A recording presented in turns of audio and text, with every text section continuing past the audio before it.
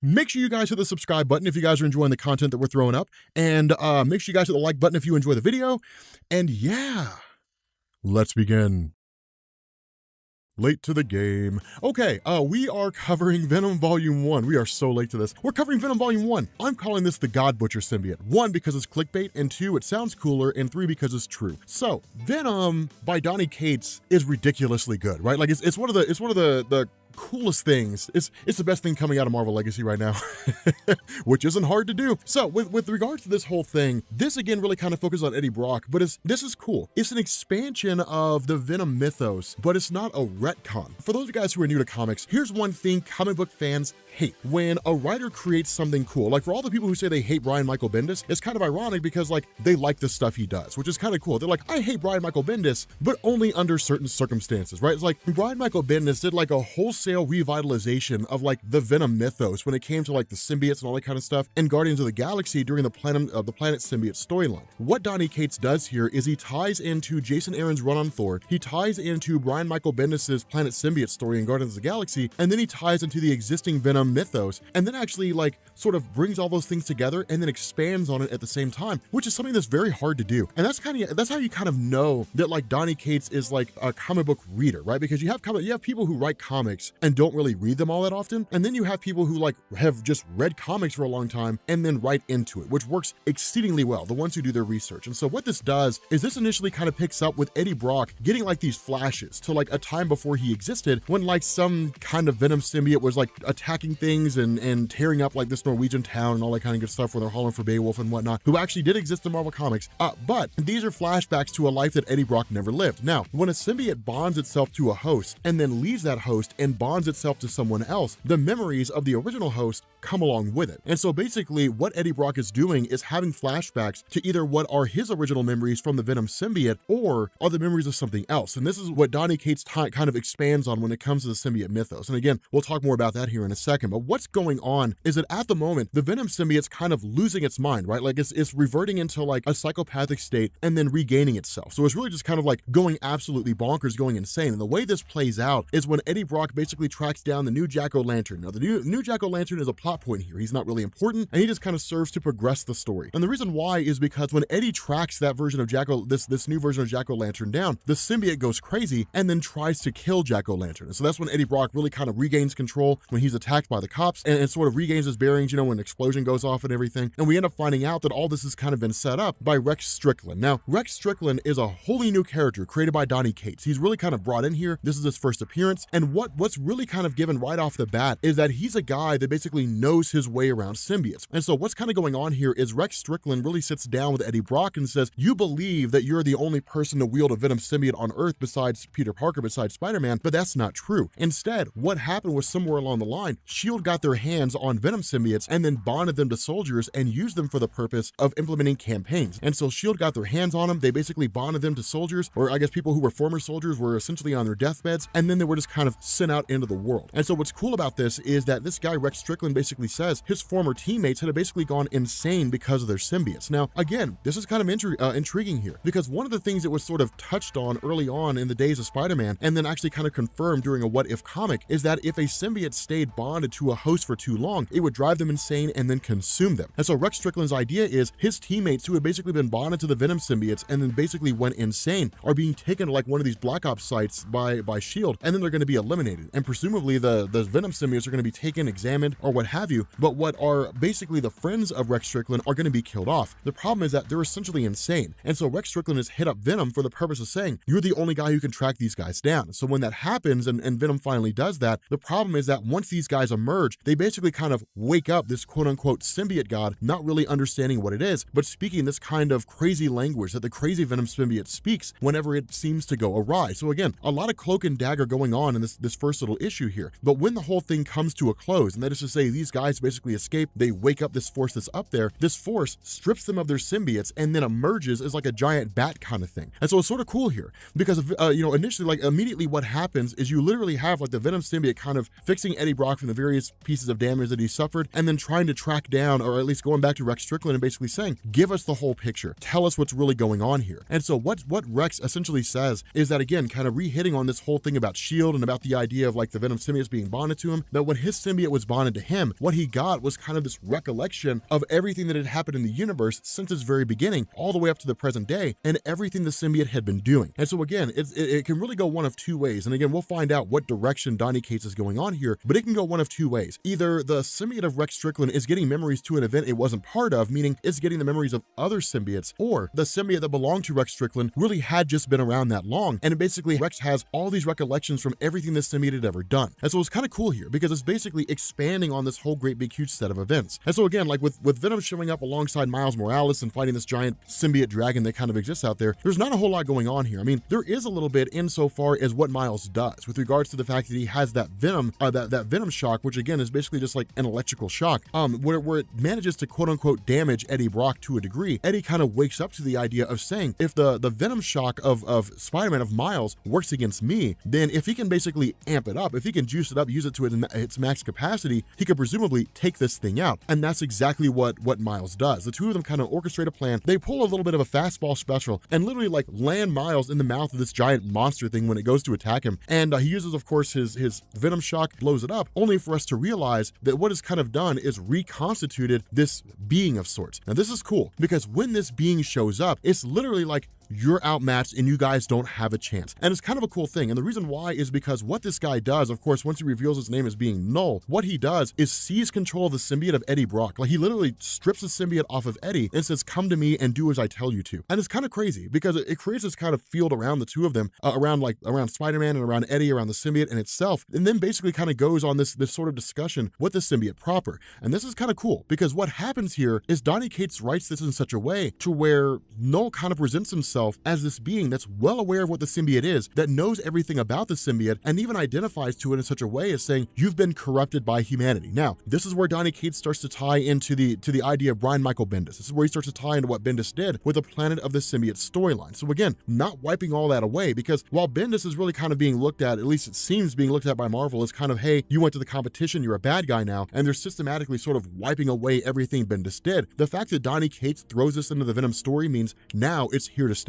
But the way that this kind of goes down is Knull basically grabs Eddie Brock and then sort of shows him the history of himself. And this is cool because we get basically Jason Aaron's God Butcher storyline all thrown in with Brian Michael Bendis' storyline that sort of ties into the origin of the universe. But when it came to Knull himself, he's the result of the destruction of a previous universe and the creation of a new one. Now, we're not told explicitly how. The way it seems to kind of play out is sometime between the death of the old universe and the beginning of whatever this new one happens to be, that Knull came into existence. We don't really know how, but he existed in this empty void that became the formation of a new universe. And so when the Celestials started creating stars and planets and solar systems and galaxies and different things like that, they were filling up the void that housed Knull with all kinds of life. And so basically Knull woke up and war between them broke out. The issue with this is that Knull didn't really seemingly know how to defeat a Celestial right off the bat. I mean, he did to a degree in the sense that he fashioned a sword and then basically killed them or chopped off the head of one of them. But following that and following his defeat where he was cast back into the void again kind of hitting at the idea that he originates from outside of this universe, somewhere out in the multiverse, that what Knull did is he fashioned what was called the all-black necro sword. Now, this is where we start tying into Jason Aaron's Thor, because for those of you guys who read God Butcher, we didn't know where the all-black necro sword came from. What Donny Cates is doing here is kind of providing the back end of that and saying that when Knull had essentially faced off and decapitated one of the Celestials and was banished by the rest of them, he created the all-black necro sword and then went on a campaign literally fighting every god that he came across and just inflicting death and destruction everywhere he could. And when that happened, he ultimately came across one being, the two of them fought each other, and when they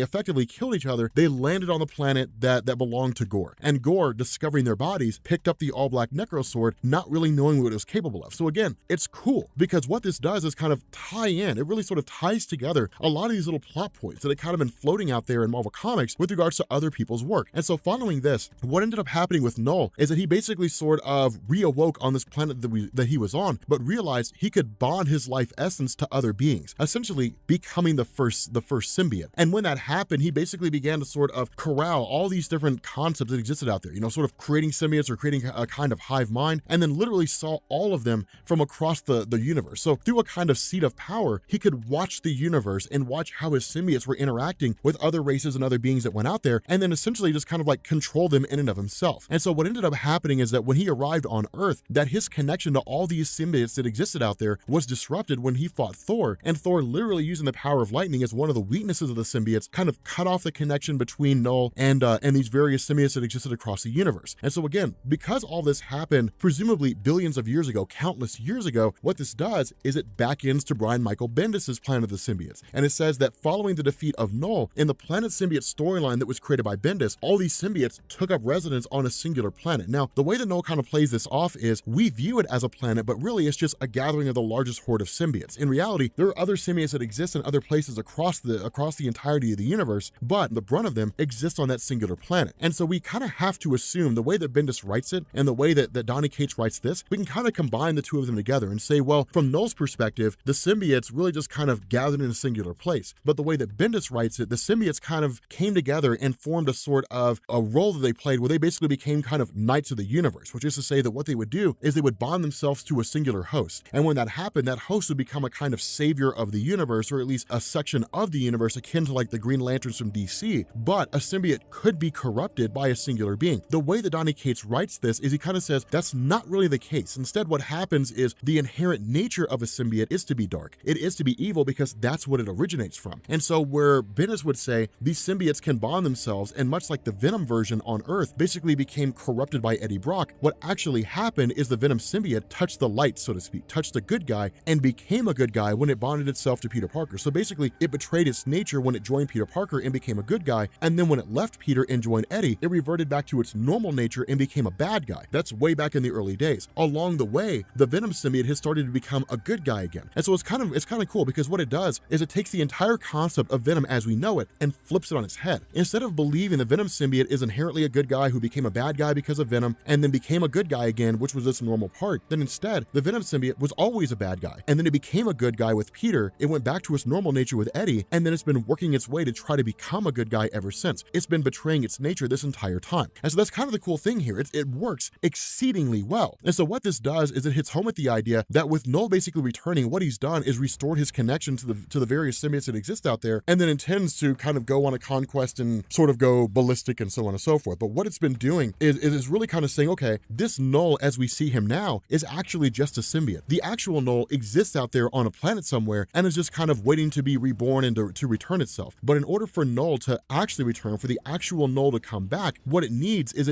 like a fifth missing piece, basically saying that like the other four soldiers, the other four symbiotes that it absorbed when it first popped up as a giant bat looking thing, that's 4 out of 5 pieces of a puzzle. It needs the 5th piece, and then Knull himself will actually return. And when that happens, the indication is the universe could presumably be doomed because of the massive amount of power that Knull possesses. And so it's kind of cool here because basically with this whole thing unfolding, kind of going down the way that it is, this leads to Venom symbiote telling Eddie Brock, because of the fact that we've encountered this Knull symbiote, what it means is that now we have a host of power. So it's kind of a way for Donny Cates to introduce new abilities to Venom by just sort of saying, hey, this part of his symbiote has been unlocked, more or less. But when Venom, when Eddie Brock sits down and starts to think about everything that's been going on, what he does is realize not everything is what it seems, especially if like the 5th piece of this Grendel, basically this kind of missing pieces have to all be brought back together. The 5th one is here for a reason because like Knull is looking for it. And so what he ends up doing is traveling back to Rex Strickland and basically saying, give me the whole story. And that's when we find out this is not actually Rex Strickland. Instead, this is the symbiote of Rex Strickland. That somewhere along the line, Rex Strickland himself had basically died. That when the symbiote bonded to Rex, that it basically became a good guy, and much the same way that the symbiote did when it bonded to Flash Thompson originally, and then is now kind of back to Eddie Brock, that it's basically a good guy here, that because Rex had died, the symbiote kind of continued on in his image. And so this symbiote was originally part of the whole, part of the horde of Knull, and in order for Knull to come back, this symbiote is kind of like the last missing piece that needs to be bonded with the Knull symbiote in order for that Knull symbiote to travel back to the home planet of the symbiotes, and then for Knull to finally rise. And so that's when they sort of bond together, when Eddie says the only way for you to truly be safe is to bond yourself to me. And when that happens, everything will be fine, like everything will be okay. And so with the two of them basically bonding together and working together as a singular unit, they look pretty awesome.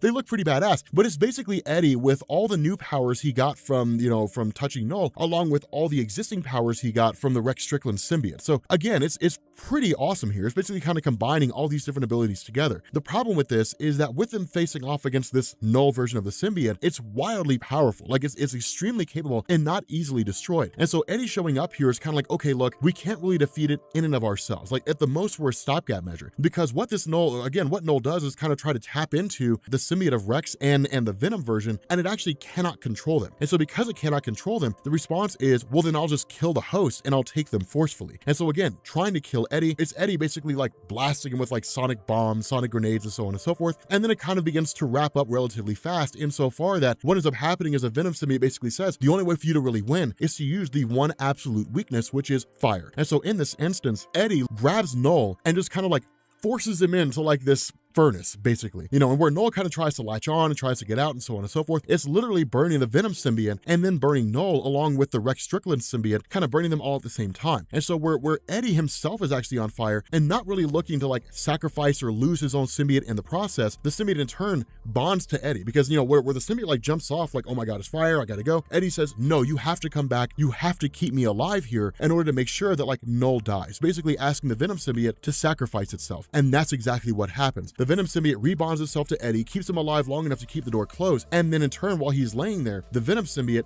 basically seems to have been killed. It seems to have been eliminated by the fact that Eddie can't really hear it anymore. So again, it's a cool story. I'm surprised it took me so long to cover this thing. Donny Cates, dude, okay, so his Venom symbiote, Venom run is amazing. It is absolutely amazing.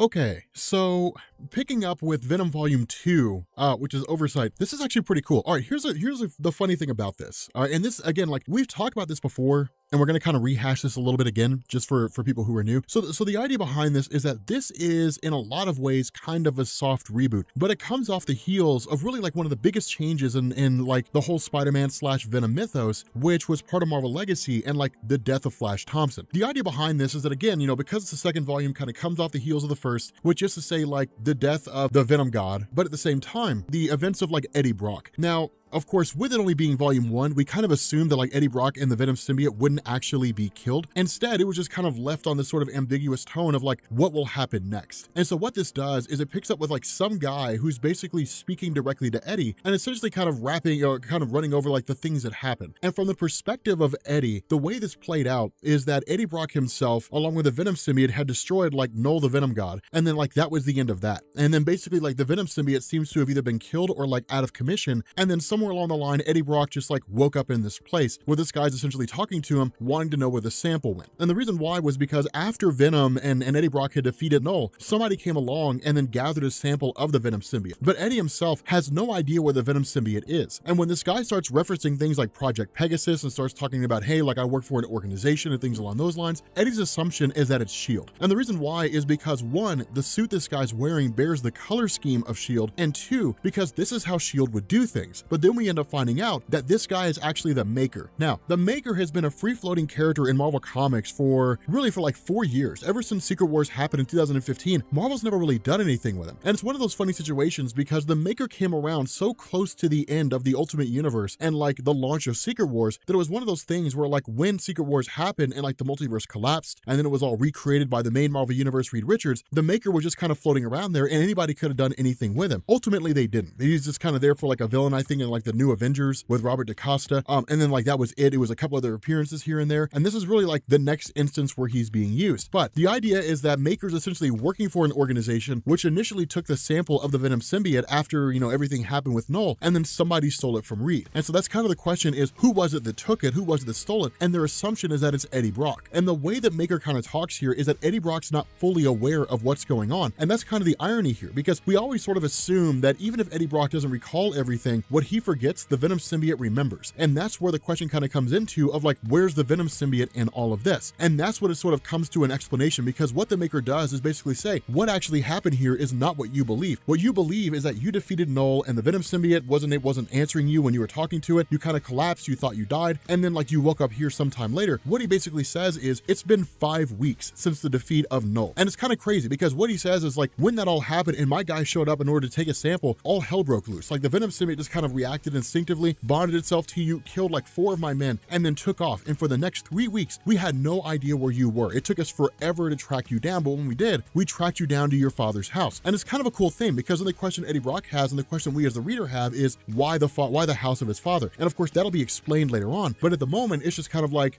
why this of all places? Because we know the relationship between Eddie and his father wasn't like the greatest thing ever. Now, of course, ultimately he was caught and he was brought here, but 5 weeks have passed. It's been 3 weeks while he was on the run, and for the last 2 weeks he's been here. And so what seems to have gone on is that there's been this kind of cyclical pattern that like Eddie Brock is brought in, Eddie Brock is interrogated, and then for some reason that's never fully explained, the Venom symbiote plays this kind of role as protector for Eddie and then wipes his mind of the memories of what he's been experiencing for the last 2 weeks. And so effectively every day is the first day. Every day is the new day for Eddie. And it's kind of a cool thing here, because what Reed kind of speculates here, and it's one of the things he doesn't really even know, what Maker kind of speculates here is that like, because the Venom symbiote is for all intents and purposes brain dead, what it means is that it's just kind of like wiping sections of his mind away. It's playing the role of a protector. It's never actually left Eddie. It's been with him the whole time. But it's kind of a crazy thing. And the reason why I say it's a bit of a soft reboot is because what Donny Cates seems to be doing here is essentially kind of wiping away a lot of the Venom stuff that came before him, which is to say the personality of Venom, the idea that like it relates to the host, like it was a bad guy originally when it first bonded to Eddie, then it became a good guy when it bonded to Flash Thompson, and now it, then it went to kind of maintain the good guy role as part of Eddie. Now it's just kind of being just an organism that's there. And what it does is it kind of sets the stage for Donny Cates to go in a couple different ways. Either he can bring it back and kind of return the personality of the Venom symbiote, kind of turn this into like an arc really more for the symbiote than for Eddie, kind of like its death and rebirth, or he could build it up into something else completely. But the explanation that's given here is that the Venom symbiote was able to maintain its autonomy, able to kind of maintain its personality, things like that, because it was tied into the hive mind of like all the Venoms, and the connection to that hive mind was basically like the mind or the existence of like the symbiote god. But when Knull was destroyed, the connection went with it. And so basically this symbiote, as it's bonded to Eddie, is just kind of a free-floating item out there. It's no different than like a knife or a hammer. And so it's kind of a crazy thing, because what Maker ends up doing is basically saying, hey, look, like along the way, we've learned little bits of information here. We've learned little tidbits here. And all this really kind of comes out of the death of Flash Thompson, which is interesting because Eddie didn't know that Flash Thompson died. Now, the reason for that is because a lot of that was kind of wrapping up the Flash Thompson arc, which had been going on for quite some time. Like it really started with Agent Venom, maybe a little bit before then, and it had been running for more than a little bit. But what this did is it went into the events of Marvel Legacy and Amazing Spider-Man number 800, which essentially had like Flash Thompson as Agent Venom being killed off. And the reason why was because during the whole Red Goblin incident, where you basically had like the Carnage symbiote bonded to Norman Osborn, the Green Goblin, it kind of turned into an almost like an Ultimate Universe Spider-Man scenario where like you had Green Goblin as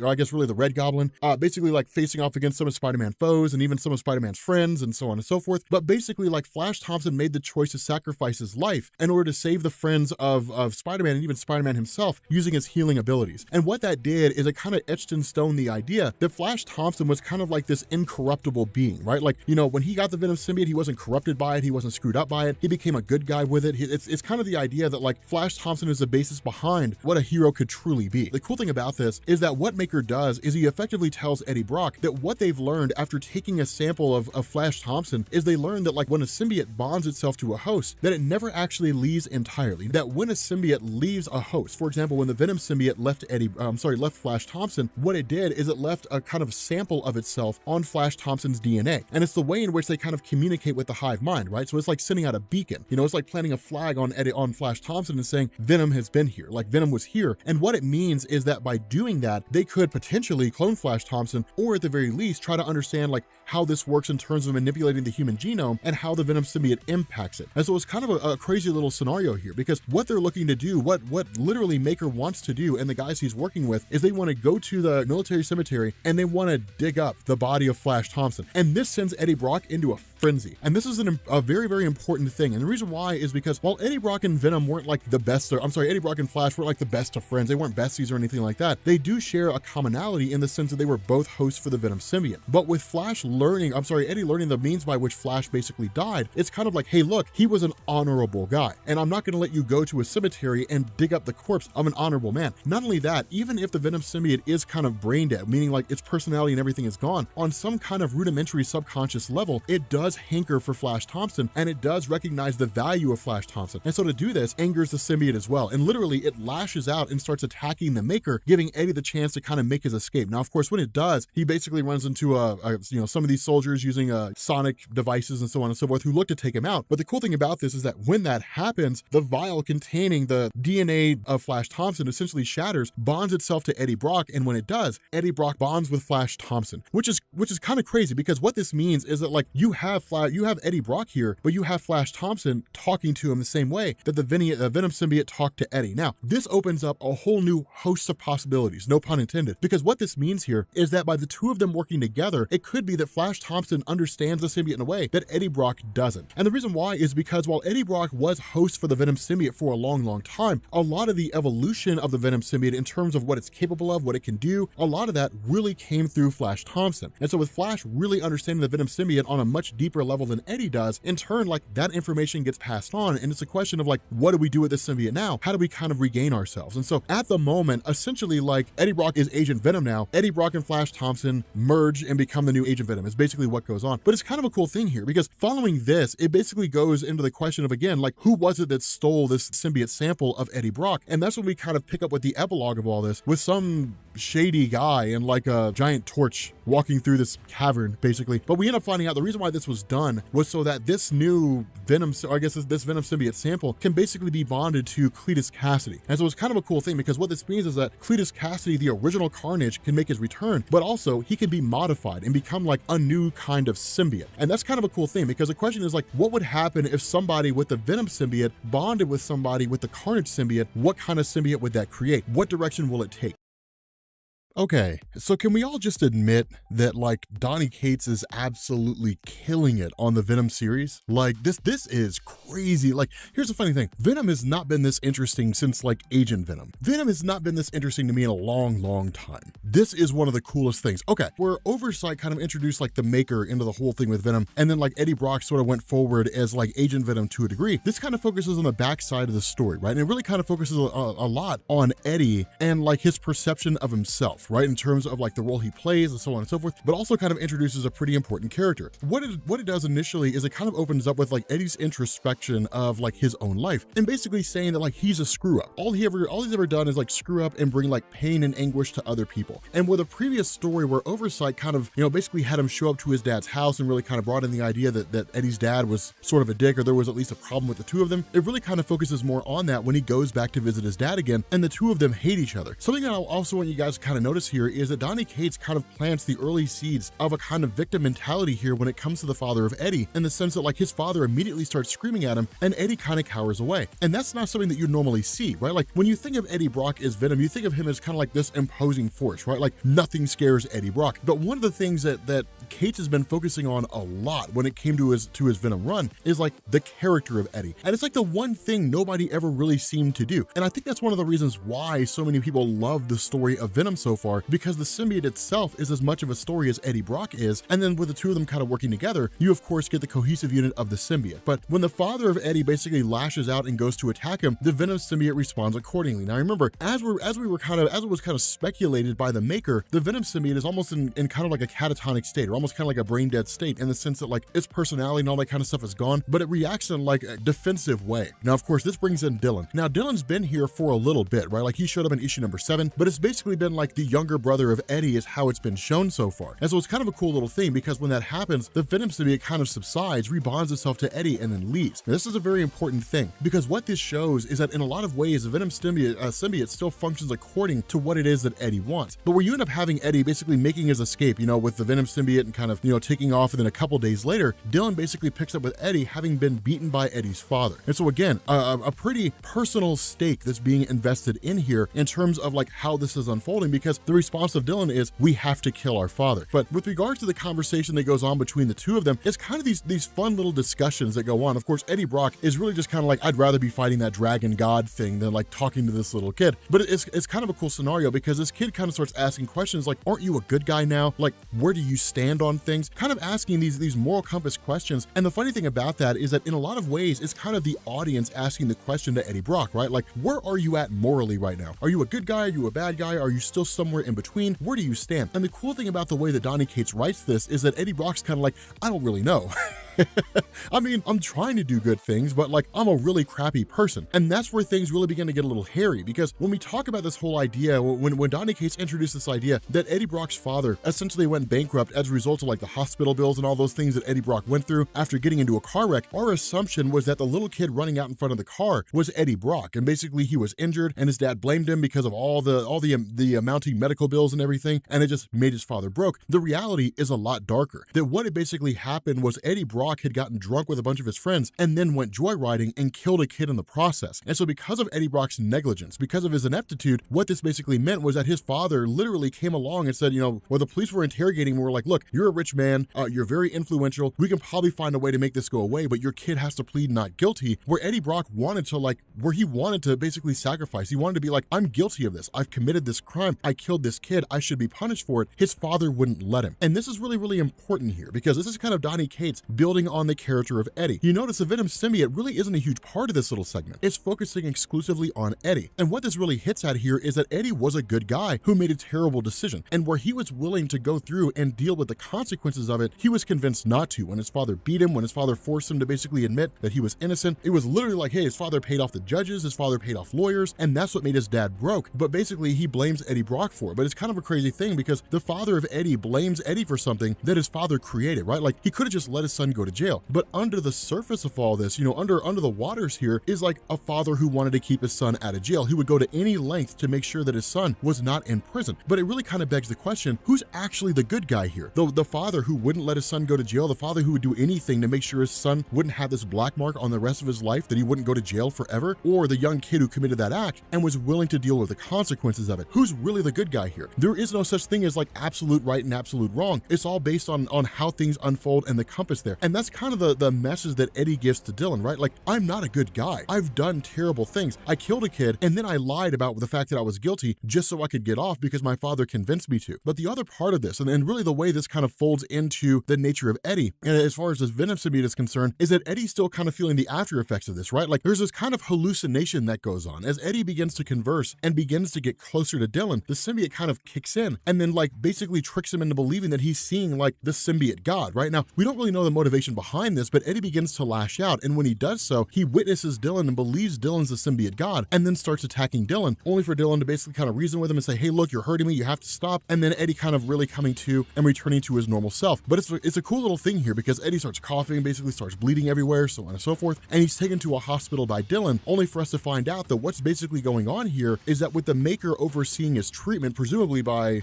doing some pretty shady stuff to make it happen, that Eddie Brock's cancer has basically returned. Now, the cancer of Eddie Brock is kind of an interesting thing, because it's almost kind of like what Donny Cates was trying to do before it was done by Donny Cates. The idea was to kind of write Eddie out as a character who wasn't using the Venom symbiote because he had cancer, because he was kind of like essentially dying. Now, when Dan Slott did that, he kind of rolled it into the story of like Mr. Negative, like the idea that like Mr. Negative was on one hand, he was the good guy, like treating all these people who were ill, and then on the other hand, like a villain, but it was a cool little circumstance in terms of how it took place. But the recovery of Eddie Brock was kind of like a little mini story arc unto itself, where he was trying to basically atone for his past misdeeds and different things like that. Now, again, his cancer was basically cured by Mr. Negative. That was really the end of that. And then in turn, like it allowed him to kind of go forward as trying to be a good guy. But what happens is that while he's recovering in this hospital, he starts to have these illusions of this girl, Anne. Now, Anne is the sister that Eddie Brock had, or at least as it's explained by Donny Cates, the sister he had that died of cancer. And then like he goes into this room where he basically has his Uncle Dan who's dying of cancer, that all these different people are essentially dying of cancer in his life. And it's kind of sort of forcing him to go through and like relive these circumstances over and over and over again. Now, we don't really know what the end result of this intention is, of like why he's seeing these things. At least it's not explained right off the bat. Instead, again, it kind of jumps to the Maker talking to Dylan, basically saying, look, I'm trying to find a way to pull the Venom symbiote off of Eddie Brock and so on and so forth, and try to find a way to cure him and, different things along those lines. But then suddenly in Eddie's dream state, he ends up at the bell tower. Now, the bell tower that Eddie Brock was at, again, is kind of a hallmark of his character, or at least in the church anyway, at the bottom of the bell tower. But the idea behind here was that, like, according to how it's written here, he was going there to die. Like, right? Like,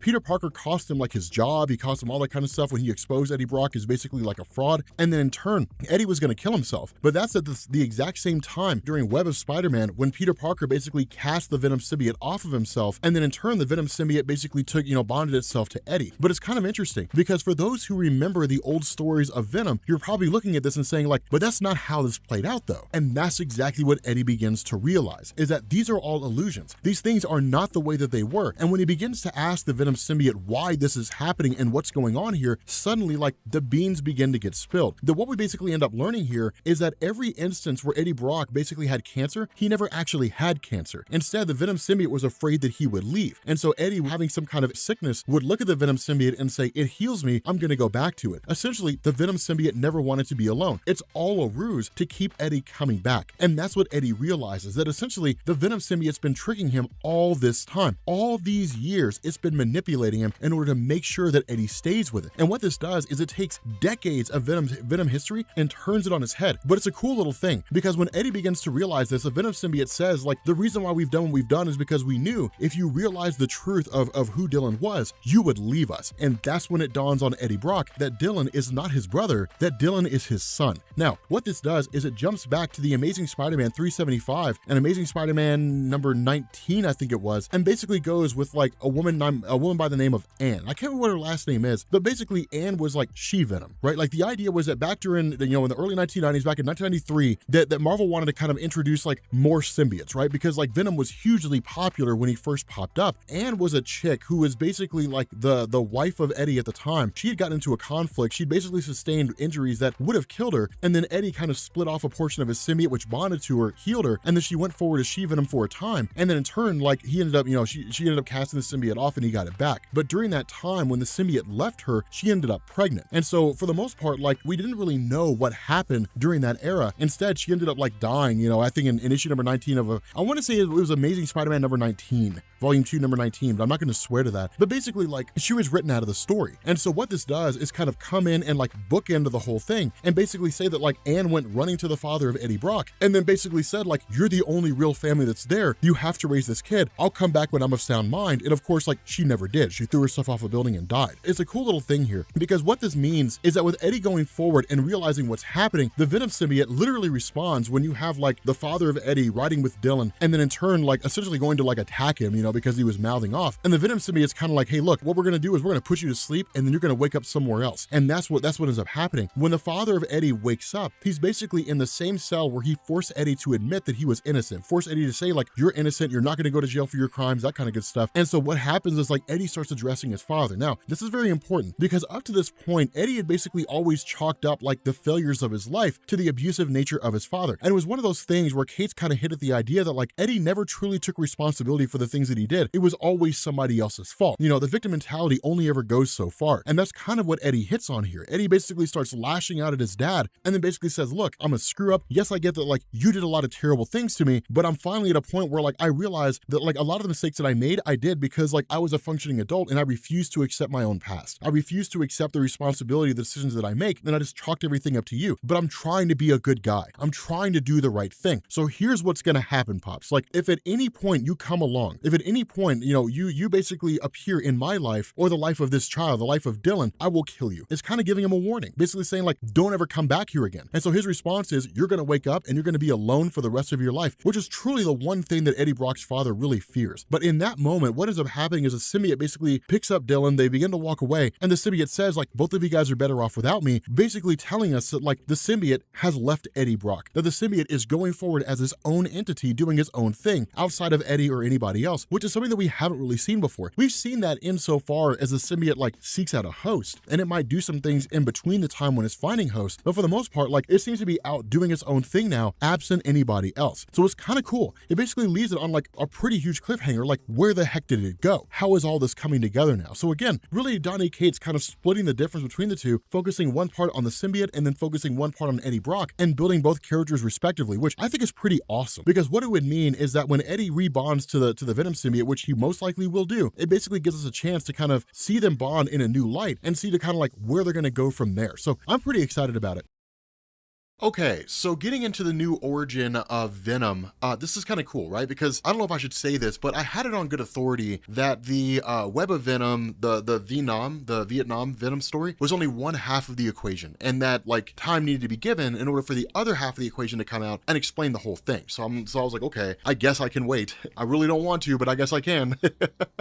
But the other half of this equation comes in the form of Wolverine, Captain America, Weapon Plus #1. And the reason why is this is designed to basically basically illustrate that like Venom is part of the Weapons Plus program. And that's a huge change. That's a massive shift from like what we expect in terms of like the history of this character. And the way this comes about with regards to this one and then the actual Web of Venom one-shot is this basically picks up with like Captain America sort of going through and musing about his own experiences, about how he became the super soldier, so on and so forth. And then he's met by the arrival of Eva, the vessel of Phantom X, and then like a hologram of Phantom X himself. Now, the reason why this matters is because Phantom X is technically Weapon 13. Now, he first appeared back in New X-Men issue number 128, and he was actually part of Grant Morrison's whole run with regards to like reworking the entire Weapon X mythos, right? Like the history of Wolverine. Weapons Plus was always a very clandestine and almost completely unknown organization in the realm of Marvel Comics, right? Like the only real explanation we got in terms of Wolverine and Weapons Plus came by way of the little tidbits that we got from Chris Claremont's run, and then Barry Windsor Smith's Marvel Presents Weapon X. And that was basically it. That's all we ever really got.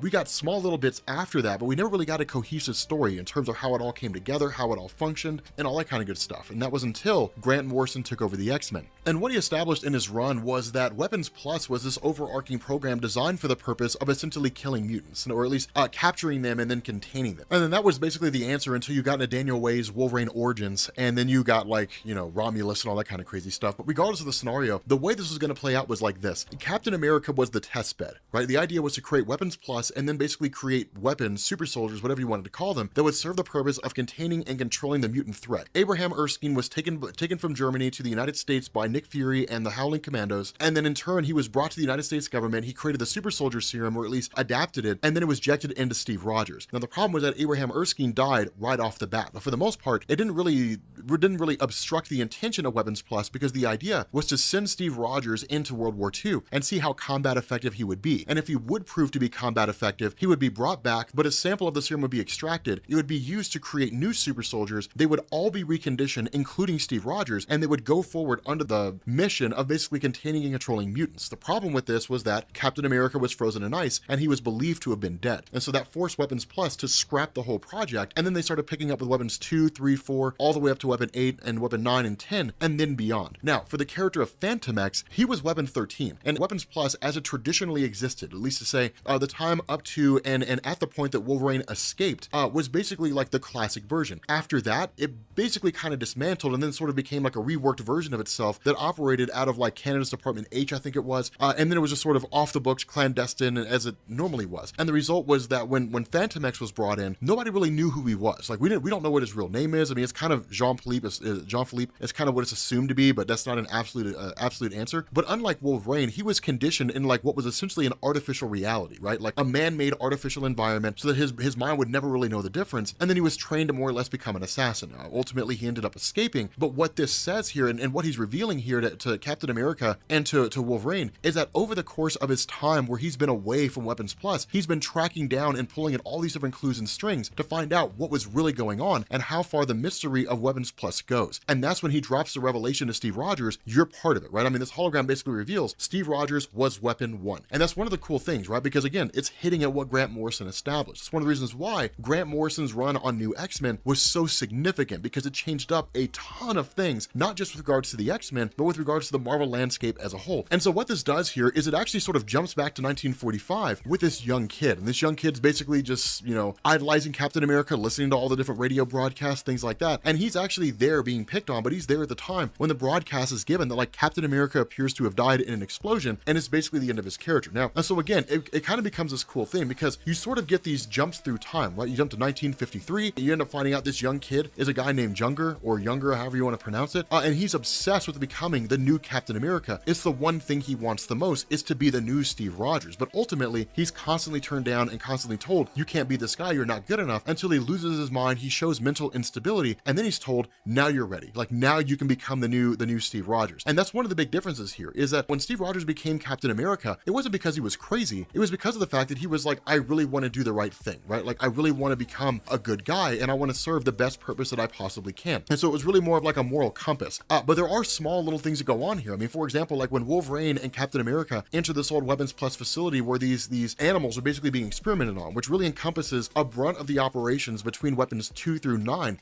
we end up finding out that there's equipment here from like Obadiah Stane's corporation, Oscorp from Norman Osborn's corporation. There's a lot of stuff here that was used by Weapons Plus from a lot of these organizations that are traditionally associated with villains. You also end up having like the headband of Luke Cage, right? So like Luke Cage is now part of the Weapons Plus program. It's one of the things that's put on there, right? Like the Venom program, the Power program, right? So Luke Cage initially came out as Power Man. Like it's these cool things where it basically ties into like the whole history of the entirety of Weapons Plus, hitting Venom and basically saying he's a part of this whole thing. And so because of that, when they get in there and basically like they're attacked by this giant bear, we end up finding out, of course, that much like the other programs in Weapons Plus, their bear was genetically modified and almost became sentient and ultimately was destroyed. We end up finding out, kind of jumping again back to 1974, that when you had Carol Hines, you had Dr. Abraham Cornelius, and you simply had the Professor Truitt, I think was his name, that this guy Junger was part of the project that originally created Wolverine, right? So like he's been there throughout the entirety of the whole thing, and he was always trying to become the new Captain America. He was always trying to become the newest project for Weapons Plus, and that is until Wolverine and Steve Rogers show up where this newest facility seems to be located at. And when they get there, we end up finding out that Junger basically modified himself. He's got this kind of sewn together Captain America suit. He's got the healing factor of Wolverine. Everything's sort of popping off here. Now, of course, when you have like Captain America and Wolverine fighting against him, the newest individuals who are running Weapons Plus at the moment are watching the whole thing unfold and then basically blow the lab, right? Because it's kind of like we need to destroy this whole thing as opposed to letting our evidence fall in the hands of like the X-Men or the Avengers, right? Because if the X-Men or the Avengers got their hands on all this evidence and basically said Weapons Plus is still around, Weapons Plus still functions, then like the whole world is going to know about it. The whole world's going to be aware. The irony of all this is that if the world was aware, it wouldn't really matter. It wouldn't really matter at all. Now, the reason why I say it wouldn't matter is because in the Wolverine Captain America the Captain America comic, we ended up finding out that Nick Fury was part of the Weapons Plus project, or at least helped to oversee it. While he wasn't really like a director of it, he did have a hand in it. And so when you jump to this Web of Venom one shot, you end up finding out that like in the early days, of course, when you ended up having this sort of this dragon symbiote composite, it was essentially frozen in ice and stuck on Earth and eventually discovered by S.H.I.E.L.D. And when it was, with Nick Fury overseeing the project, they extracted a sample of this material, not knowing what it was, from this giant, symbiote dragon, and then in turn bonded it to like Rex Strickland, these guys who were part of the original platoon that had been talked about during Donny Cates' run on Venom. And so with that being the case, like they were sent out for the purpose of using the symbiotes to see how effective they would be. Now, this whole thing happened during the Vietnam War, but that's why I say it wouldn't have mattered, because what you're talking about here is you're talking about Nick Fury, and Nick Fury doesn't really specify who it is he answers to. I mean, it is kind of like the World Security Council, or at least in the Ultimate Universe it is. And this one, it was to a degree until the events of Fury's Secret War, when you ended up finding out that the Security Council was replaced by life model decoys. And since then,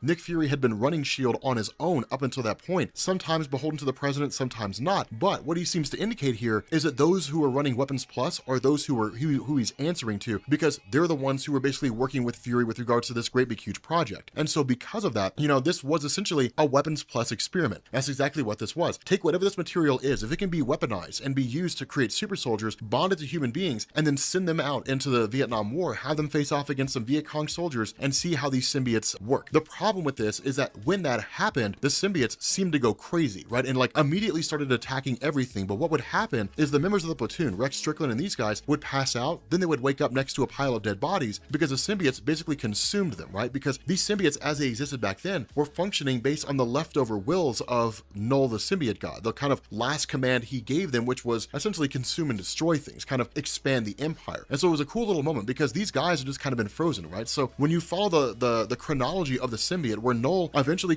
initially created them and used them to expand his own empire, and then Knull was eventually defeated, and the symbiotes retreated to a section of space, took over an entirety of a planet like you saw in Brian Michael Bendis' Guardians of the Galaxy, and then reformed themselves to become good guys. For these symbiotes, that never happened because they were never part of that group. They've just kind of been frozen and locked away all this time. And so because of that, when all this sort of explodes, Nick Fury basically goes to Wolverine and says, like, we are going to go hush this up. We're going to quiet this up as best we can, because what we don't need is the world to figure out that this is what we've been doing. And so as they stumble across the path of these bodily remains that are left over, they end up coming across Rex Strickland himself, who basically says, hey, look, my symbiote bailed on me. Things popped off. I have no clue what's going on here, but like, you guys have to get me out. Only for the real Rex to show up and say, that guy's a symbiote pretending to be me, right? So like the ability to shapeshift, the ability to pretend to be other people, all the way down to the point where it seems to fool Wolverine. Now, this is one of the things that Donny Cates kind of toys with, because in Marvel Comics, Wolverine's ability to detect whether a person person is or is not someone else is really kind of predicated on his ability to have encountered them before, right? So if he had met Rex Strickland once before and then showed up here, then he would be able to sniff that out and say, that's not Rex. But with Wolverine having never encountered a symbiote before and having never met Rex before, he wouldn't know the difference. But with that being the case, suddenly they're set on all sides by all these different symbiotes, which have essentially taken over the bodies of the other members of the platoon, which again falls in line with what we've seen in Donny Cates' Venom run so far. And then in turn,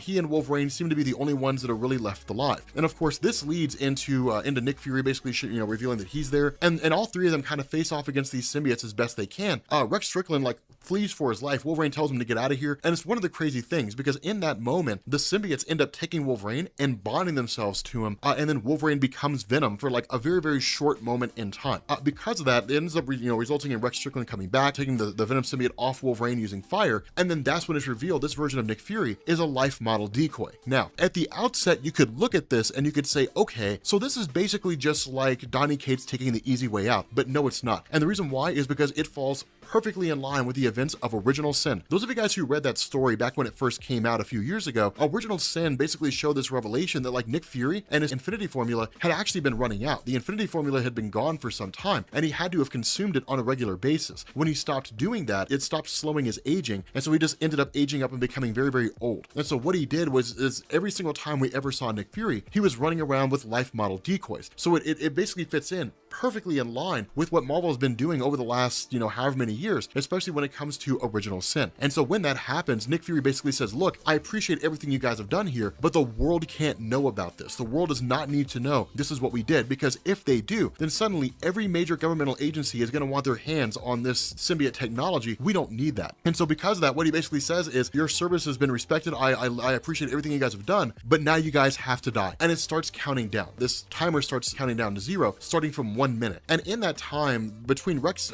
Strickland and Wolverine, they take out as many symbiotes as they possibly can, but in reality, they're not really doing a whole lot against them, right? Because these are more powerful than your standard run-of-the-mill symbiote that we saw with Venom. And so what ends up happening is that the symbiote that goes to attack Rex Strickland ends up feeling remorse for the things that it did. And so it bonds itself to Rex, and then basically tries to shield him from this explosion of the life model decoy, but it doesn't work. And so as a result of that, basically Rex Strickland is totally incinerated, and then the symbiote takes over his physical form, tying in, yet again, to what we've seen in the Venom ongoing series. And so as a result of this, it ends up being one of these things where it's like, do you want to go out and hunt aliens? It's basically Nick Fury talking to Rex Strickland again, all this taking place in the 1970s or so. And the response of Rex is yes. So basically, again, it kind of explains the backstory, the origin of the Venom symbiote program, the fact that the Venom symbiote was discovered by Nick Fury and the Agents of S.H.I.E.L.D., that it was co-opted and brought into Weapons Plus. So it was part of the same project that created Deadpool and Wolverine and Captain America and all these guys. It's a huge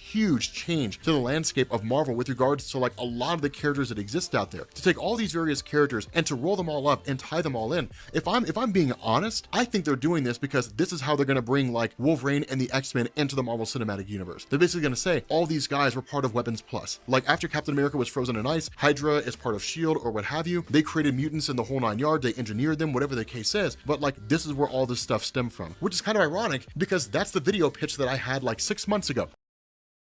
Okay, so I don't know how many of you guys have been tracking this, but Donny Cates, he went on Twitter a little while ago and said that Absolute Carnage was supposed to be the definitive Carnage story, right? The greatest Carnage story ever told. And I believe him because with his run on Venom, everything he's done on Venom, it's been nothing short of spectacular. And the way this first part ends, I'm excited to see what happens. But for those of you guys who are kind of jumping into this for the first time, a couple things I would suggest here. The first is to go back and watch our videos on Venom, and we'll have we'll have all the videos down in the description. We'll probably do a full story video out of it, so you kind of have you're caught up on essentially everything. But then we'll also I also suggest you guys watch my video on Carnage Explained. That way, between those two things, you can get caught up. I did call Carnage Venom a couple times, but people knew what I meant, so it's all good. But yeah, so this is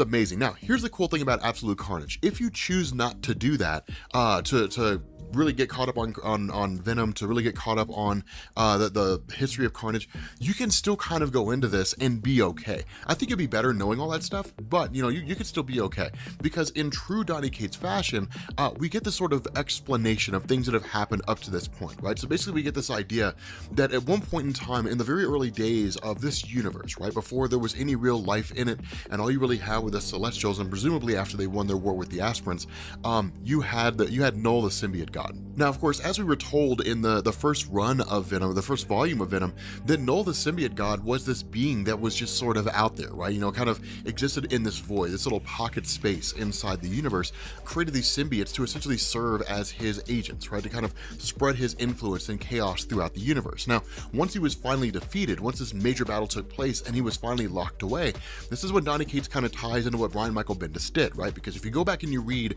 Guardians of the Galaxy by Brian Michael Bendis, he introduces the planet of the symbiotes, this idea that the Venom symbiote that runs around Earth originates from this particular planet of the Clintar. That's their actual name. The name of these symbiotes is called the Clintar, that it originated from that planet. Where we had previously just believed this is where the symbiotes were, and according to Brian Michael Bendis, that the symbiotes basically existed as like space knights, and then they would bond themselves to a host, and they would go on and perform great deeds. That if something like the Venom symbiote bonded to someone like Eddie Brock, who was filled with anger and wrath, that it would twist the symbiote, it would warp it beyond its original purpose, and it would essentially become a bad guy. What Donny Cates had gone back and done is he had said that's not necessarily true. Now, the symbiotes were created out of evil, and the planet of the symbiotes is as much a prison as it is a location, in the sense that once Knull was defeated, he was locked away inside of his own planet, or I guess inside this planet of the symbiotes, and the planet itself is just a giant ball of symbiotes that exists out there in the universe somewhere.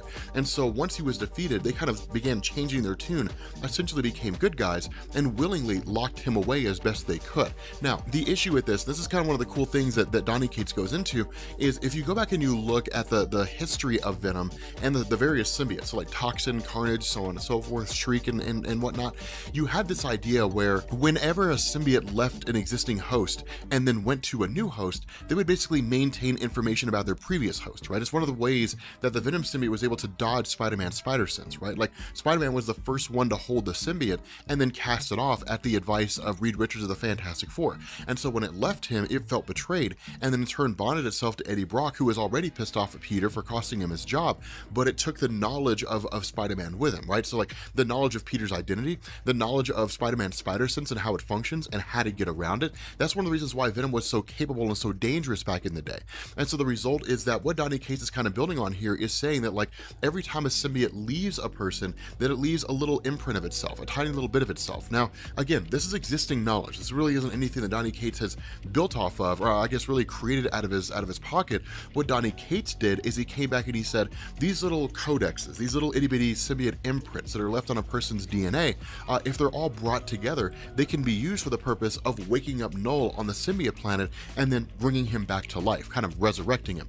And that really seems to be the motivation, or at least one of the big motivations behind the Carnage cult. Now, what Donny Cates has kind of been tinkering with, kind of been toying with, is this idea that Cletus Cassidy wants to resurrect Knull for the purpose of killing him and taking his place, taking all of his power, and then controlling all the symbiotes across the universe. And to be honest, Carnage becoming God seems pretty insane, but that's really what happens here, right? Like, Carnage essentially becomes God in this bit, and that's what's kind of nuts, is because what it does is it switches over to Eddie Brock. Now, Eddie Brock is really kind of recounting all this stuff, right? Like saying all these different things and talking directly to Dylan. Now, again, in our first volume, we learned about the character of Dylan. We learned that Dylan is actually the son of Eddie Brock, but Eddie's basically led Dylan to believe he's simply his brother. And this is just because of the fact that Dylan is a son that Eddie never knew he had, right? That was just kind of dropped off at his father's house by a woman he was with at one point, who ultimately ended up taking her own life. But because of the fact that his father was so abusive, Eddie wanted to get him out of there, right? He wanted to get him away from that life and have him live a normal life. The downside of this is that as they're making their way in New York City, suddenly, like, all these different, digital billboards are met with like these wanted posters for Eddie Brock himself. And so like the whole world is aware of who he is. The whole world is aware that like he's a dangerous man that needs to be captured. Now, this is a cool thing here, because when this happens, you basically have Cletus Cassidy, who kind of pops out of nowhere and then sends Eddie and Dylan flying over into really in like the way of this oncoming subway train. Now, this is one of the cool things here, is because when Eddie was talking to Dylan about who Venom was, or I'm sorry, who Carnage was, Dylan was kind of like, you know, the eyes and ears of like the new person, right? Like the new reader. He was kind of the new reader in the story, in the sense that people who were just jumping onto this don't really know the history of Carnage. They don't really know the legacy of Carnage. They don't really know the madness that came with Cletus Cassidy, the willful abandonment, right? Like just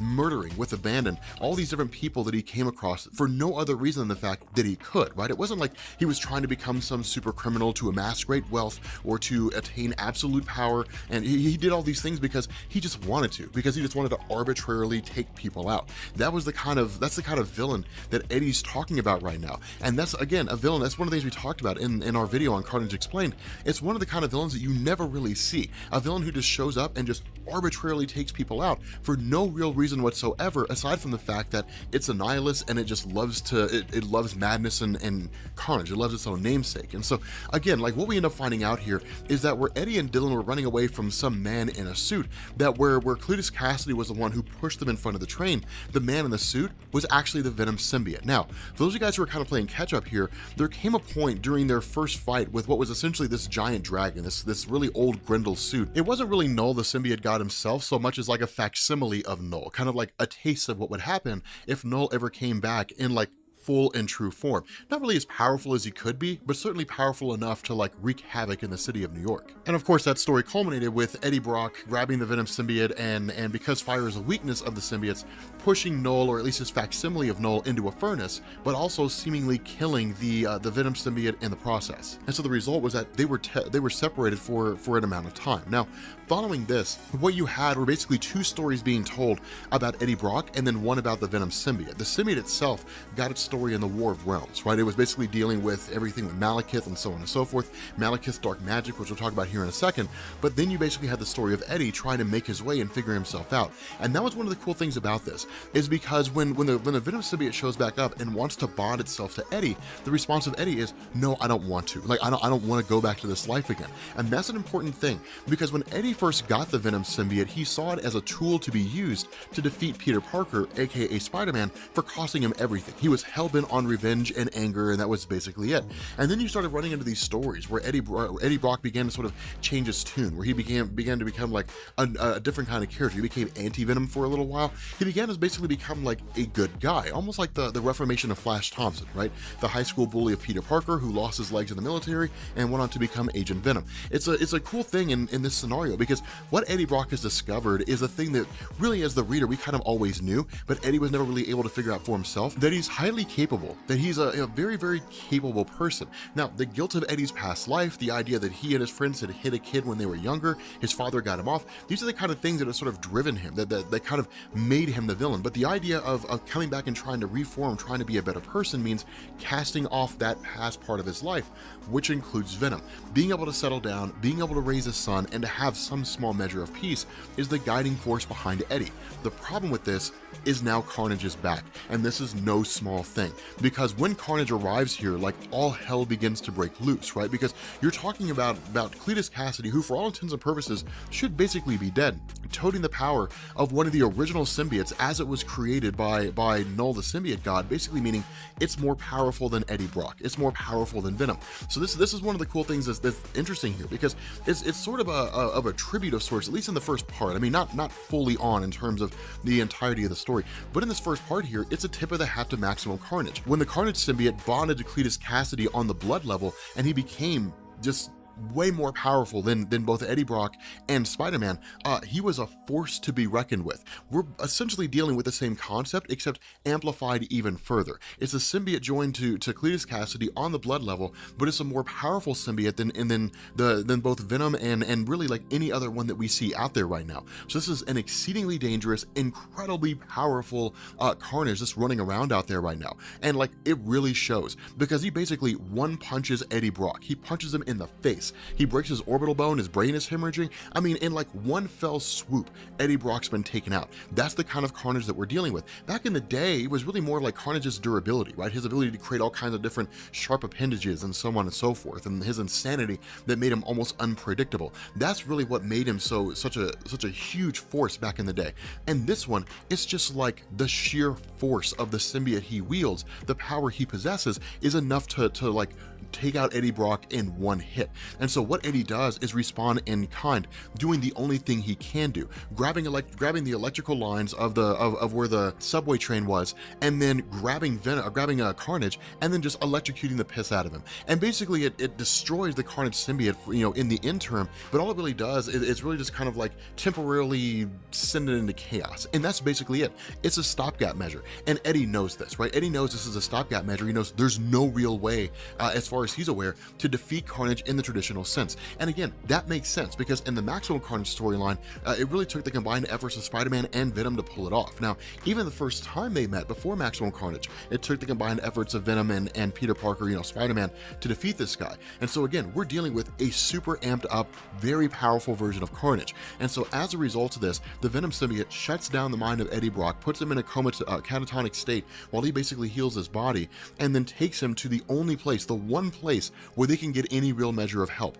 And it's a cool thing because we all knew this was coming. We all knew it was only a matter of time before this happened. What ends up happening here is that once they arrive to this location, the symbiote wakes up Eddie Brock and they knock on the door of an apartment. And when this happens, somebody answers the door, and that's when we end up finding out the person the Venom symbiote took Eddie Brock to, the only real person he'd be able to get any help from in this situation, or at the very least, the only one who would listen to him, is Peter Parker, Spider-Man. Okay, so we are getting back into Absolute Carnage. And here's the thing. So the original Absolute Carnage, or I guess the first issue, was split into 3 parts. And for the most part, it looks like it's what they're going to do from the issues going forward. I have not read the physical issue number 2 yet, so I'm not 100% sure. I've been on vacation for the last week, driving the Pacific Coast Highway, which was amazing. But kind of getting into this one, and then we'll actually do the 3rd part of the first issue later on this week. So we'll kind of wrap everything up. And the last one was really like the return of Cletus Cassidy, right? And that was a big thing that was people were really expecting and had really been told to us in the events leading up to Absolute Carnage. It was kind of the big takeaway from it, right? I mean, Cletus Cassidy is the original Carnage. He's a fan favorite, has been for a long, long time, and it's one of those things where unless it's Cletus Cassidy playing Carnage, people are kind of iffy about it. The only real exception to that is Norman Osborn when he was the Red Goblin. That was really, really cool. We'll actually talk about him here in a little bit. But what this does is it picks up with Peter and Eddie Brock, and then of course, Eddie's son Dylan, all basically getting together in converse. And the reason why is because again, when it came to Carnage first popping up, of course it was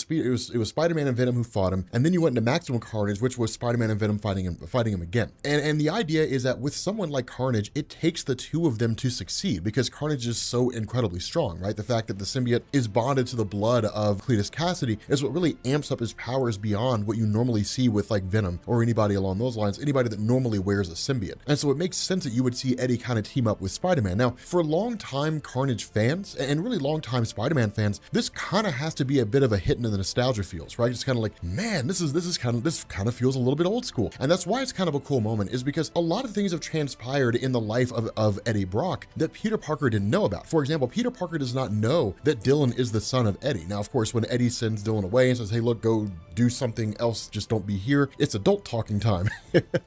You guys all remember that from when you were kids. It's a chance for Eddie to basically sort of kind of let his guard down, right? And just sort of let the whole thing kind of be out there and say, hey, look, like he's my kid. And this isn't really even about me. It really is, it's not even really about me stopping Carnage. It's about like stopping him to make sure that my kid's safe, right? Because if Carnage gets his hands on my kid, he'll kill him. And it's really just protecting people outside of myself. And that's why it's a really important thing, right? Because Eddie's been a bad guy. He's been a good guy. He's been a victim of circumstance. Spider-Man's seen a lot of things transpire with the character of Eddie. And this is kind of the newest take for his character insofar as he's out there and coping with a few things. And it works. And it's really cool to see because it kind of makes Spider-Man a little softer to him and say, okay, I guess I can kind of get where you're coming from. But then suddenly they're met with a news broadcast and there's this mass grave that was essentially dug up out in the middle of nowhere. And initially it's kind of like, whatever, man, nobody wants to see this. They turn it off. Eddie Brock starts freaking out. Spider-Man's like, what the heck is going on? And he was like, everybody who's ever been a symbiote is buried out there. Like they're in that mass grave, right? And that's one of the big things that we recall from what we've been told, both during the prelude stories to Absolute Carnage and by the interviews that Donny Cates has done himself, that you have this circumstance where Cletus Cassidy is basically going around and grabbing what are called these codexes, right? These little codices pieces. And it's designed to basically like kind of recreate the whole, right? It's sort of been that way ever since Knull popped up, in the sense that like when Knull was there, he was the guy that created all the symbiotes. They function as a cohesive unit, and following his defeat, they've kind of been separated ever since. And it's the Carnage symbiote basically grabbing all these different iterations of either itself or Venom, and then just combining them all into a singular unit, which will amplify his power even further, and then presumably try to take on Knull and then,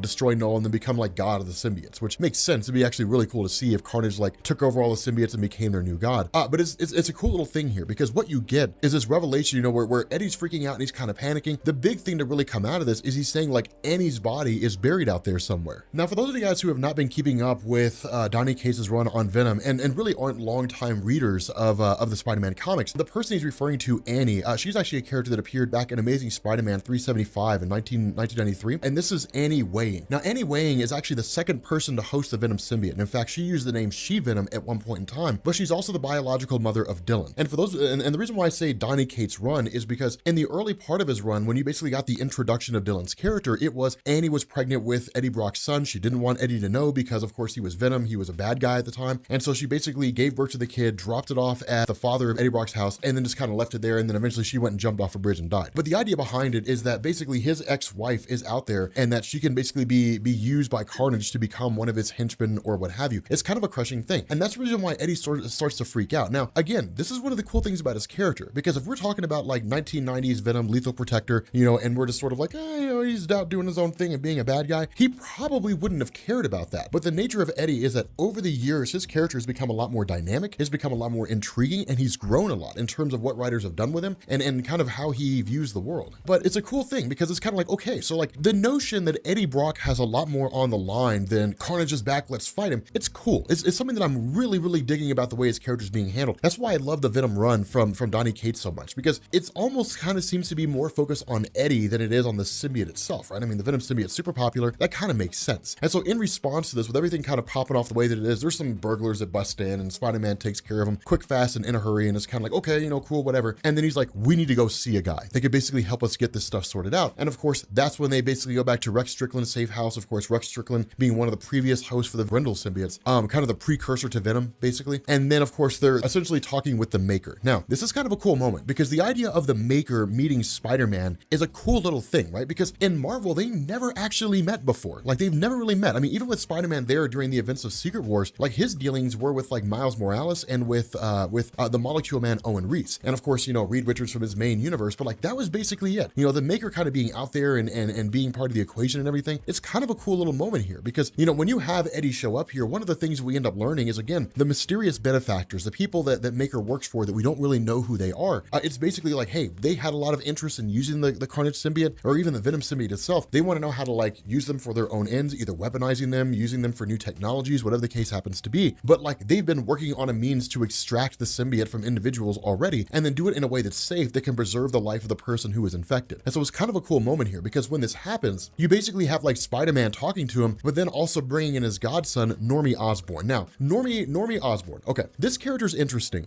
He almost kind of has the Franklin Richards effect in the sense that like he first popped up back in like Amazing Spider-Man 285, and then like nobody really did anything with him after that. Not for a long time. Normie Osborn really had his big moment during the Red Goblin storyline, and we never actually covered that, the go down swinging storyline. We never actually covered that, and I feel like we should, if for no other reason than the fact that like it ties in pretty neatly with Absolute Carnage. But basically, Normie Osborn is the son of Harry and the grandson of Norman. So Norman Osborn, as most of you guys know, is the Green Goblin, right? And the big moment he had over the course of his entire publishing career was throwing Gwen Stacy off the bridge. And in certain circles, there's still a debate that goes on over who actually killed Gwen Stacy. If it was the Green Goblin who killed her before Spider-Man got there, or if it was Spider-Man shooting his webbing into her foot and then like her neck snapped, right? Because it goes both ways. There's an actual onomatopoeia in the comic that says like snap, right? Like her neck snaps. And then in the same comic, you know, the Green Goblin's like, I killed her before you got here. So there's fans that kind of go either way, and really kind of the argument rages still to this day. But following that, really like the next big moment, I would say, in the history of Green Goblin, like the really huge landmark kind of character shifting moment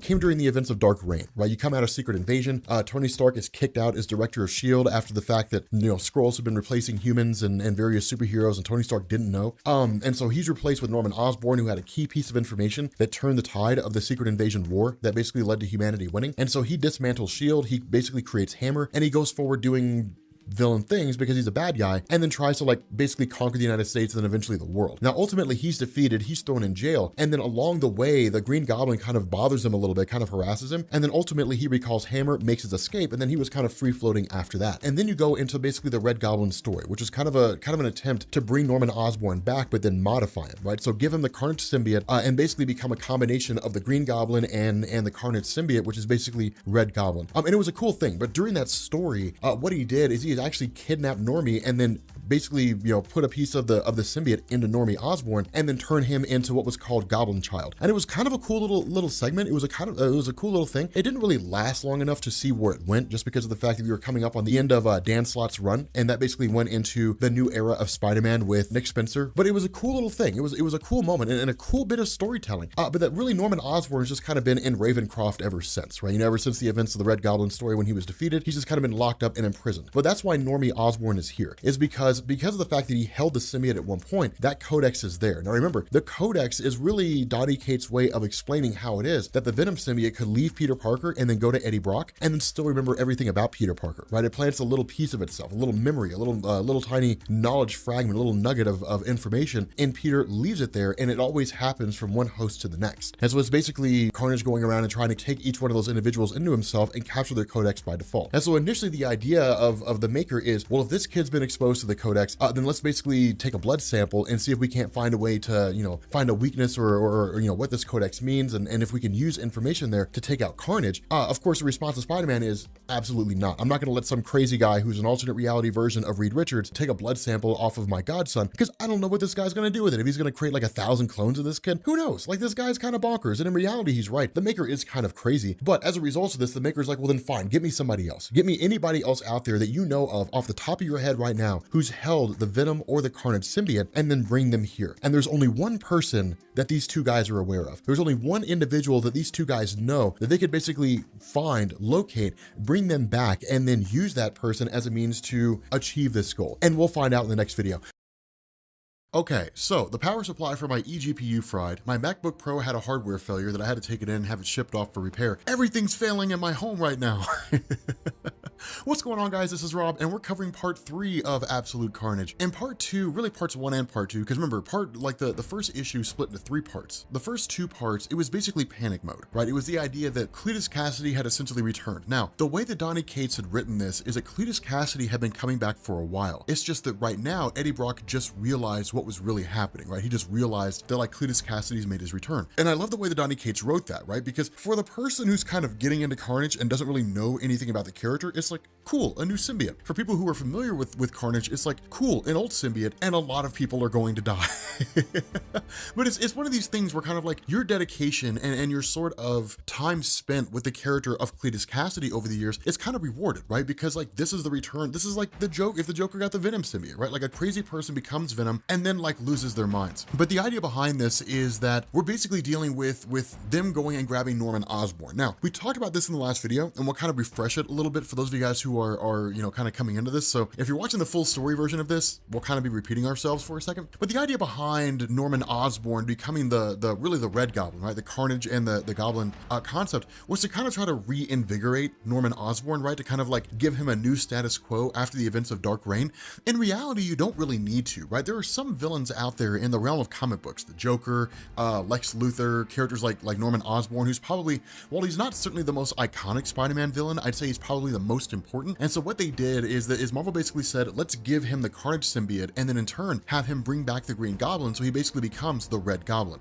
And it was really popular for a little while, right? Like it's one of the more popular stories involving the various symbiotes. I would say it's more popular because it involves a symbiote as opposed to just the Green Goblin himself. But again, he's a legacy villain, right? So it's one of those things you don't have to really change all that often. What you end up having here is Spider-Man and you have Venom, who basically race off to grab Norman Osborn. And this is kind of an important thing here, right? Because with Norman Osborn as the Red Goblin, I wouldn't say he pushed the symbiote to new heights by virtue of like his intelligence and so on and so forth. It was really more like merging with the Green Goblin and the Venom symbiote that kind of pushed it to new heights. But Norman Osborn is not an unintelligent guy. And the real question, the idea behind this is that with Venom really realizing what's going on and this idea that Cletus Cassidy is running around and tracking these codexes, right? Like trying to kill the various individuals who have been symbiote hosts. The question is, we kind of have to save Norman Osborn. Now, it's interesting here because on the surface, you would say, well, then let him die, right? Like just let Norman Osborn die. And it's one of those funny things because it's really more of the moral quagmire of Venom and Spider-Man. What kind of superheroes would they be if they just let Norman Osborn die, right? I mean, that's kind of the issue that you run into here. What kind of heroes would they be if they let this guy die? And that was basically the end of it. And so again, it's kind of intriguing because in the midst of all this, suddenly you end up having Spider-Man who goes nuts. And this is one of the more important things that Donny Cates is doing here. Again, we talked about this in the first couple parts and it bears repeating here, but the idea is that in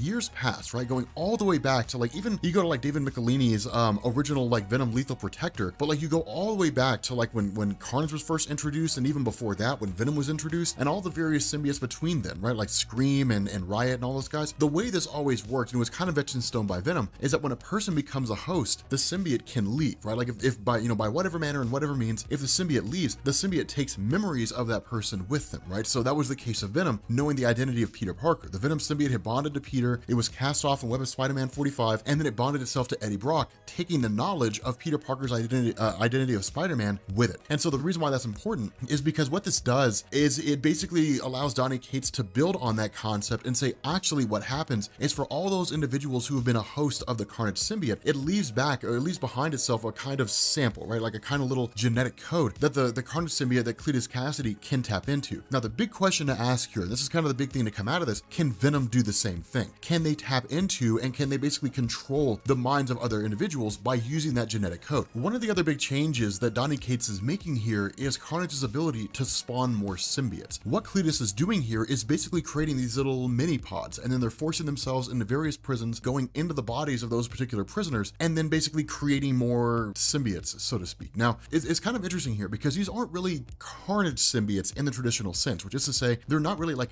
duplicates of himself. They're really more akin to like children. And that's why this is cool, because if you look at this, it looks like you literally have Donny Cates building up this army of soldiers, more or less, for Carnage, who in turn can allow him to try to defeat Knull, the symbiote god. That's kind of where I hope this is going to, that you end up having Carnage and Spider-Man and Venom all teaming up to face off against Knull, and then like truly and successfully defeat him. Like, it'd be kind of cool, but it's kind of one of these funny things, because as that goes off, you know, as this begins to go down, you end up having, of course, the sound system that's triggered, and then with the sound system being triggered, as we know with symbiotes, they hate like loud sonic vibrations. And so where Eddie goes to take them out, it allows him and Peter to basically team up and try to face off against the forces of Carnage. But that's where things begin to go awry, because at the outset, you simply expect it to just be Cletus Cassidy, right? Like you expect it to just be him and go walking in, because the reality of this is that you go back and you look at like Maximum Carnage, the Maximum Carnage storyline, you go back and look at the time that like Eddie and Spider-Man first fought Venom before Maximum Carnage, and you're talking about a symbiote out there that's stronger than the two of them, right? So Cletus Cassidy alone would be enough to overtake and to basically defeat Spider-Man and Venom. And so this is designed to illustrate one or two things, or possibly both. The first is that it's designed to basically show that like all these different characters are designed to show up and basically cause absolute pandemonium, right? Like bolstering the numbers of Carnage's forces. The other half of this, and this is what I think is actually a little more interesting, is that Cletus Cassidy's getting arrogant. I can send my forces forward and have them do it for me. Now, in reality, if Cletus Cassidy is getting carried away with himself, and if he's being arrogant, then it's with good reason, because you basically have like all these different forces that are pretty much overtaking Venom and Spider-Man, and they're doing a pretty darn good job at it, right? I mean, that's kind of the nature of things, is you're talking about these exceedingly strong and powerful versions of Carnage, really like more of the Grindles than anything else. They're just kind of ripping things up. And so in the midst of all this, where Peter kind of gets, you know, thrown to the side, he's met by the arrival of Cletus. And that's when things really get scary, right? Because Cletus is a man without reason. And that's what makes Cletus so dangerous, is because of the fact that he's a believer, right? He believes that what he's doing is right. He believes that what he's doing is the correct thing to do. And you can't sway him from that belief. He's a guy that just cannot be changed. And so what happens when you give a person who cannot be changed the power to force change onto other people? They're going to do exactly that. They're going to basically create a litany of reasons for why you're wrong, and then force their entire perspective onto you, right? So either you can reject it or you can accept it, but you're not going to be able to get them to change what it is that they're doing. And that's what's so cool about this, is because you basically have like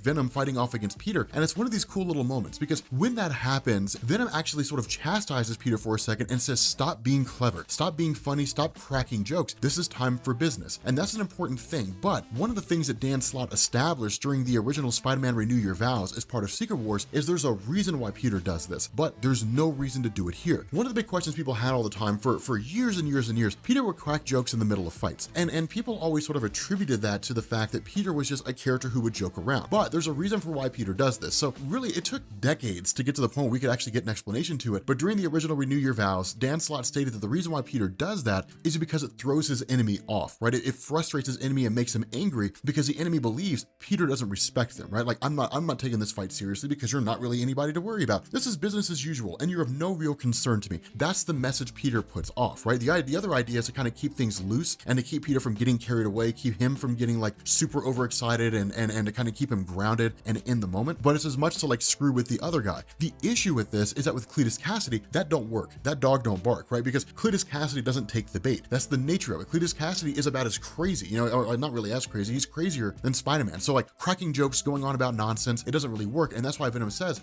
it's not the time to be clever. It's not the time to be funny. It's not the time to like crack jokes and be your usual self. This is the time to be serious, because if we're not, we could die here today. And Peter knows that, but Venom doesn't know that Peter knows that.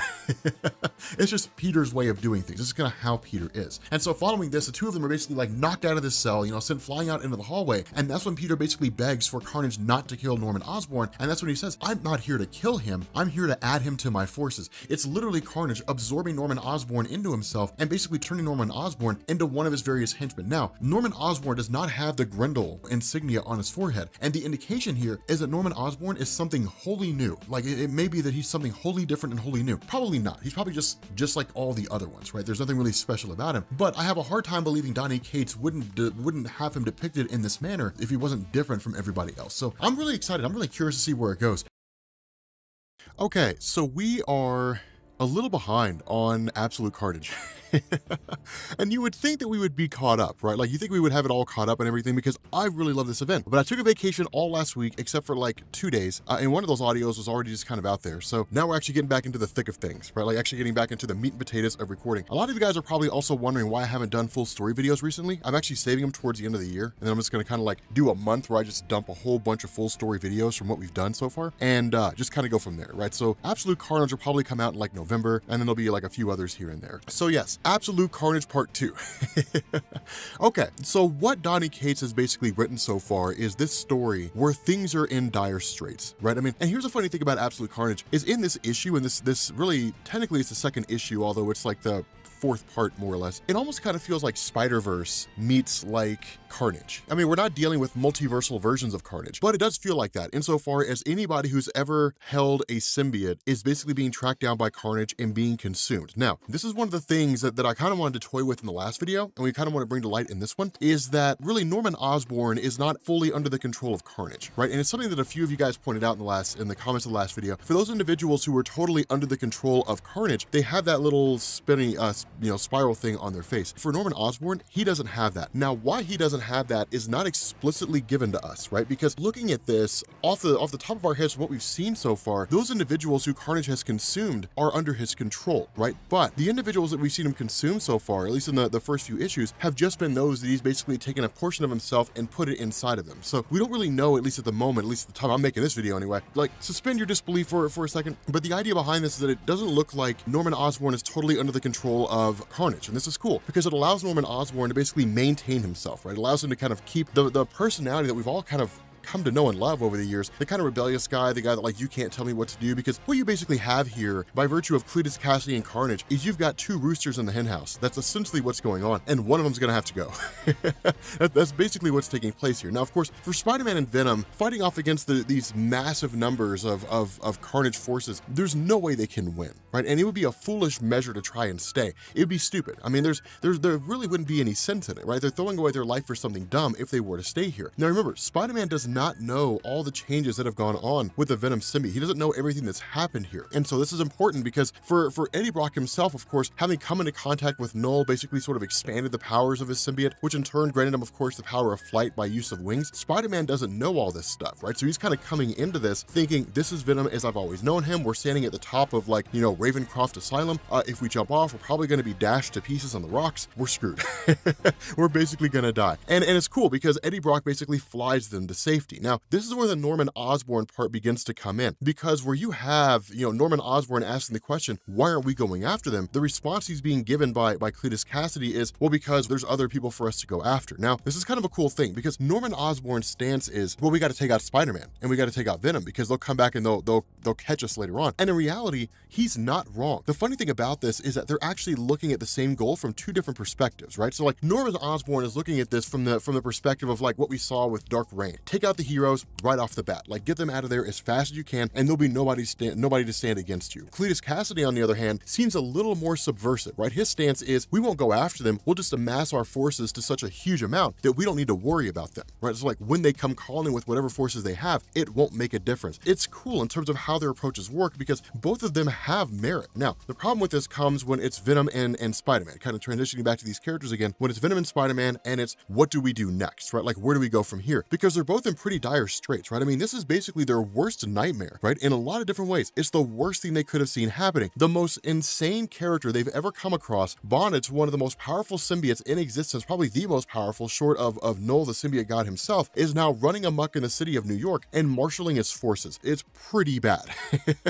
It's pretty terrible. You're talking about a crazy guy. So he's leading the show. He's running the show here. And then he's creating a whole mess of people, like a whole army of people who can avoid Spider-Man's spider sense. It's the most horrifying thing ever because at any point, Spider-Man could die and he'd be dead before he heard the sound that killed him. So it's one of these crazy scenarios. Now, for Eddie Brock himself, things are a little bit different. The cool aspect is that because of the fact, and this is really what Donny Cates seems to be going with, and it can kind of go two different directions, right? But Venom himself can kind of feel the forces of Carnage. It doesn't mean he knows he can pinpoint them exactly where they are, right? Like, he's no Molly Walker from Heroes, but it's one of these things where he can kind of feel the fact that they're out there and they're kind of making their way towards him. So it almost kind of seems to be an empathic thing. How it is that he picks up on that, again, it can kind of go a couple different ways. It can go by way of the fact that all these forces are being marshaled by a Grendel symbiote, which is kind of the precursor to the symbiote of Eddie Brock and of like the Venom symbiote and all that kind of stuff. We can kind of go that route, or we can go the route that I think is a little more interesting, is that basically Carnage is spawned directly from Venom. And so because Carnage is spawned directly from Venom, and because Carnage bonded with Cletus Cassidy on the blood level, even though he's using a Grendel symbiote, it kind of seems to carry over, and it allows Eddie Brock to basically feel the offspring of Cletus Cassidy in the form of all these different forces out there. So it's kind of a cool little moment here, but ultimately they end up settling on the idea that Spider-Man is essentially going to marshal the Avengers, right? Because remember, Spider-Man is an Avenger, and he has been since the New Avengers by Brian Michael Bendis. It's one of the things a lot of people tend to forget, that Spider-Man is kind of, he's out there and he does his own superhero thing, but unless you're reading an Avengers story that involves him being part of the team, it's easy to forget that he is a member of the team. The issue with the Avengers comics, as you usually see them, is that they often focus on the core Avengers rosters, right? The ones who are there day in and day out. Now, again, it's kind of a cool little show by Donny Cates, because in this day and age, in the age of crossovers with Marvel, it's the one question a lot of people would ask is like, why doesn't Spider-Man get a hold of the Avengers, right? So like, he nips that right in the bud. Like, we'll call Captain America, we'll call Wolverine, those two guys specifically, because they dealt with a Grendel symbiote in the past, and they kind of know how to defeat them, or at least have a much better understanding of how to face off against them. The problem is that in the middle of all this, suddenly Eddie Brock basically gets a call from the Maker, Reed Richards from the Ultimate Universe. Now, the idea here is that Reed, this version of Reed, the Maker, has kind of just been safeguarding Dylan, right? The son of Eddie Brock, albeit Dylan doesn't know. And so one of the funny things is that he,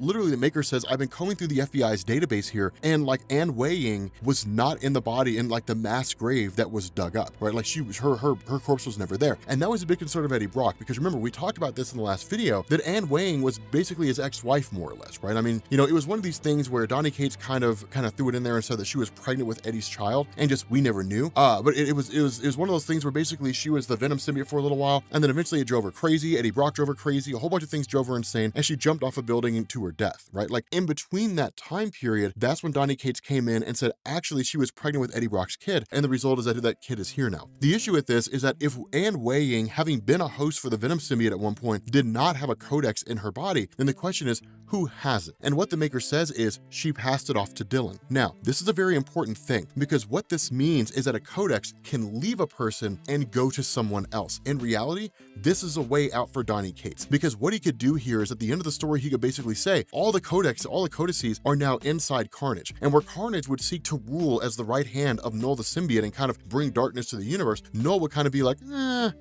no, and then just kill Cletus Cassidy, take everything and take all the codices to himself, and then, well, everybody would probably end up dying anyway, because he would be returned to full power. But the fact remains that a codex can be passed from one person to the next. Now, we don't know if the codex is a physical thing. I mean, we know it's written into a person's DNA, but as we know, when it comes to offspring, it's not like a mom gives birth to a child and then all her blood goes into the child and all her DNA goes into the child and she loses everything about herself. It's more or less just kind of copying her DNA and the father's DNA into that baby, and there's kind of a combination combination of both. And so this creates a really interesting scenario here, because normally you would look at that and you would say, well, the Codex just kind of copied from her into Dylan, but instead it just went into Dylan entirely. So it's kind of a cool little revelation here. I mean, there's a lot you can extrapolate from these small little things. And that's why Donny Cates is such a great writer, because you can bring these small little bits and pieces into this stuff and just kind of throw it in there. Now, from here, of course, you basically deal with Eddie Brock facing off against like all these Carnage Grindel guys who are all running up on him. It's like as fast as they can. And so it's kind of, it's like a cool moment because it's like Venom's last stand. And so it's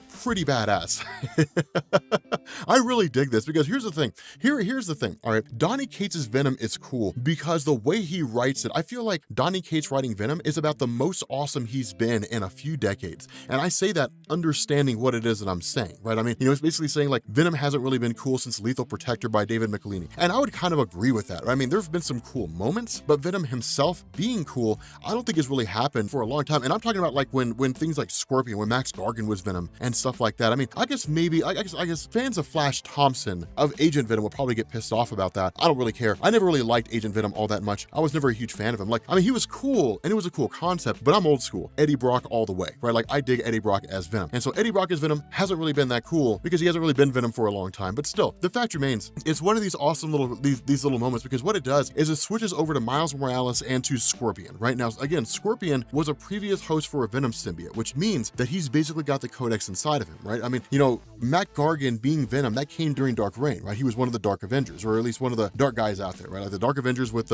all the villains playing good guys, essentially. And so this was a cool thing because you end up having like Miles Morales holding his own against all these guys. Now, this is an important thing to talk about here, because for those individuals who are new to Miles Morales, they would look at that and they would still see him as like the new kid on the block. And in a lot of ways he is. In comparison to like how long Venom's been active and how long Spider-Man's been active and how long Cletus Cassidy has been active, he is kind of the new kid on the block, right? Even looking at like other Spider characters, right? Like Miguel O'Hara, Spider-Man 2099, looking at like Kane, looking at Ben Reilly, looking at a lot of those characters who are out there. Yeah, I mean they've been there and they've been there for a very, very long time. So really Miles is the new kid, but Miles has a lot of experience under his belt that really helps him catch up, right? The entire events of Spider-Verse, right? Fighting off against the Inheritors, Spider-Verse 2. I mean, there's all these cool moments, these cool storylines that he's been a part of where he's faced off against some pretty heavy hitters. So grabbing a lot of experience, rolling it under his belt, the entirety of Secret Wars by Jonathan Hickman, all the events that transpired in there. So he's grown up pretty fast and gain a pretty solid understanding of what he's capable of. And so again, using his shock, all that kind of cool stuff, facing off against these guys, he's able to hold his own to a degree, more than you would expect, which is kind of cool for little Miles. Like, go Miles!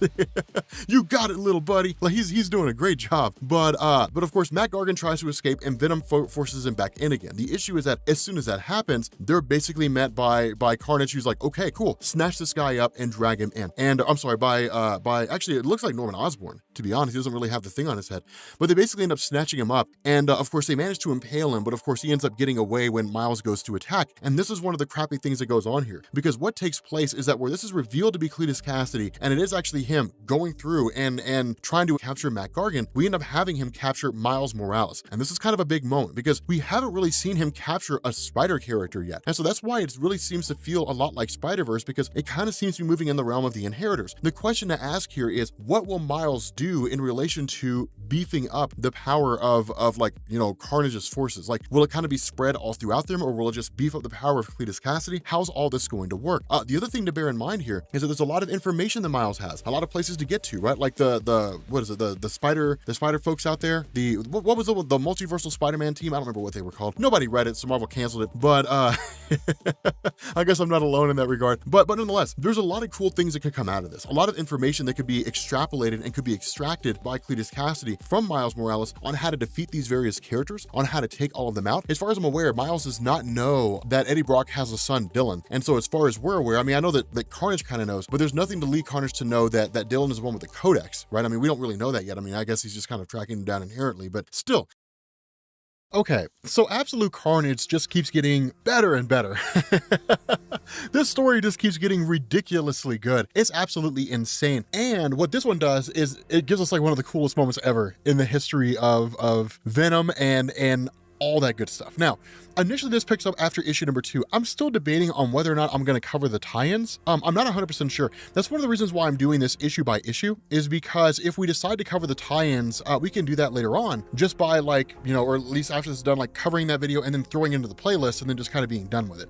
But it is cool because this comes in the aftermath of basically Carnage taking over Miles Morales. Now remember, Carnage is going after everybody who has in any form or fashion either come in contact with a symbiote, which grants them a codex, meaning that the symbiote leaves its DNA behind, or a person that he could add to his ranks in order to basically bolster his abilities and use them as a means to achieve his goal, right? So it's really kind of twofold. Technically, there wouldn't be a reason for him to grab Miles Morales, but Miles Morales is a spider person and very capable in his abilities. And so using him to his own ends, that allows him to basically go against Spider-Man and the rest of the superheroes a little more well-armed than he was before, instead of just relying on a huge amount of forces for him to use at his disposal. Now, in reality, like for the most part, in comparison to Earth superheroes, numbers trumps powers almost all the time. The only exception you get with that are like characters who can like warp reality or who have powers that have a huge area of effect, right? A huge AoE. So like if you're talking about somebody like Storm who can control like all the elements, well, the numbers don't really matter, right? Because she's just like, you get lightning and you get lightning and you get lightning. Everybody gets lightning, Whereas with someone like Iceman, he can just like freeze a ton of people at one point. But somebody like Wolverine has to kind of like hack and slash his way through each individual person, right? So like, numbers for the most part will trump people with huge amounts of abilities. That's why stories like this are always kind of intriguing. But Eddie Brock has to essentially leave Miles Morales behind, right? But this is kind of a funny thing, is because the symbiote sort of starts to turn. Now, this is what I love about Donny Cates' handling of the Venom symbiote, right? The fact that Donny Cates is sitting down and he's writing the symbiote in a way to where it's its own distinct character. This is why I say, I think Donny Cates' run on Venom will turn out to be one of the greatest runs on Venom ever written, right? I mean, because you look at it and it's like, okay, so you get these cool progressions, things like that, but the idea of Eddie Brock and the symbiote fighting against each other in the sense of the symbiote's just like, we need to kill as many of the forces of Carnage as we can, and that includes Norman Osborn. Eddie's response is, no, we can't kill him because it's not under his control, right? He's operating under what Carnage wants him to do, not what it is that he wants to do. And the response to Venom is, it doesn't matter. And that's kind of I kind of side with Venom on this one, right? I mean, I'm curious which side you go with, but I side with Venom on this one. Like, sure, he's not operating of his own accord, but it doesn't make him any less dangerous, right? It doesn't make him want to kill them any less, right? I mean, he's like, his desire is to kill them, like to take them over, incorporate them into the Carnage symbiote, and then to kind of expand their numbers, right? Like, knowing that he's not able to operate under his own accord, it doesn't matter, right? Like, he still wants to take them out. And so that's why it's kind of like, you do what you got to do, right? People who win wars are ones willing to do whatever it takes to win the war, not the ones who take the high ground, right? So it's kind of cool, right? Like, you got to fight fire with fire. The Allies against the Germans, for example, right? Like, both sides killed. And we saw how that worked out. So it's cool when it comes to this, because what ends up happening here is Eddie actually tries to turn his back on the Venom symbiote for a minute, because the symbiote goes and tries to kill Norman Osborn, and the response of Eddie is, you can't. Like, if you really want to kill it, then fine, go on ahead and do it. Like, go on ahead. Like, I'm gonna go save somebody. Like, I'm gonna go be a hero. And this is interesting because what it does is it pits the symbiote in a way to where it basically has its own moral struggle. And that's what I love about this, is because the symbiote is now as much of a person as Eddie Brock is, right? The symbiote's in a spot where it's like, okay, yes, like Norman Osborn can't operate of his own accord. Basically, he's doing what the Carnage symbiote tells him to, as part of the Grendel and all that kind of cool stuff. He's not operating of his own will. And yes, he still wants to kill us, but it's killing him the right thing to do. And ultimately, like, Venom settles on the fact that it does not believe it's the right thing to do, and in turn ends up rebonding to Eddie, grabbing Matt Gargan, grabbing Scorpion, whose spine was broken by the forces of Carnage, and then flees. Basically takes off and goes back to Rex Strickland's safe house, which is, of course, again, where Eddie Brock is operating out of. Now, again, remember, like, when this whole thing went down, basically Eddie Brock told Spider-Man to get out of there and, like, to go find the Avengers, right? To, like, bring the Avengers together. And so, of course, that's exactly what Spider-Man did. Now, of course, we get Wolverine and we get Captain America, two old school members of the New Avengers when Brian Michael Bendis wrote them. We also end up getting Ben Grimm, who, again, is a heavy hitter and is kind of what they need.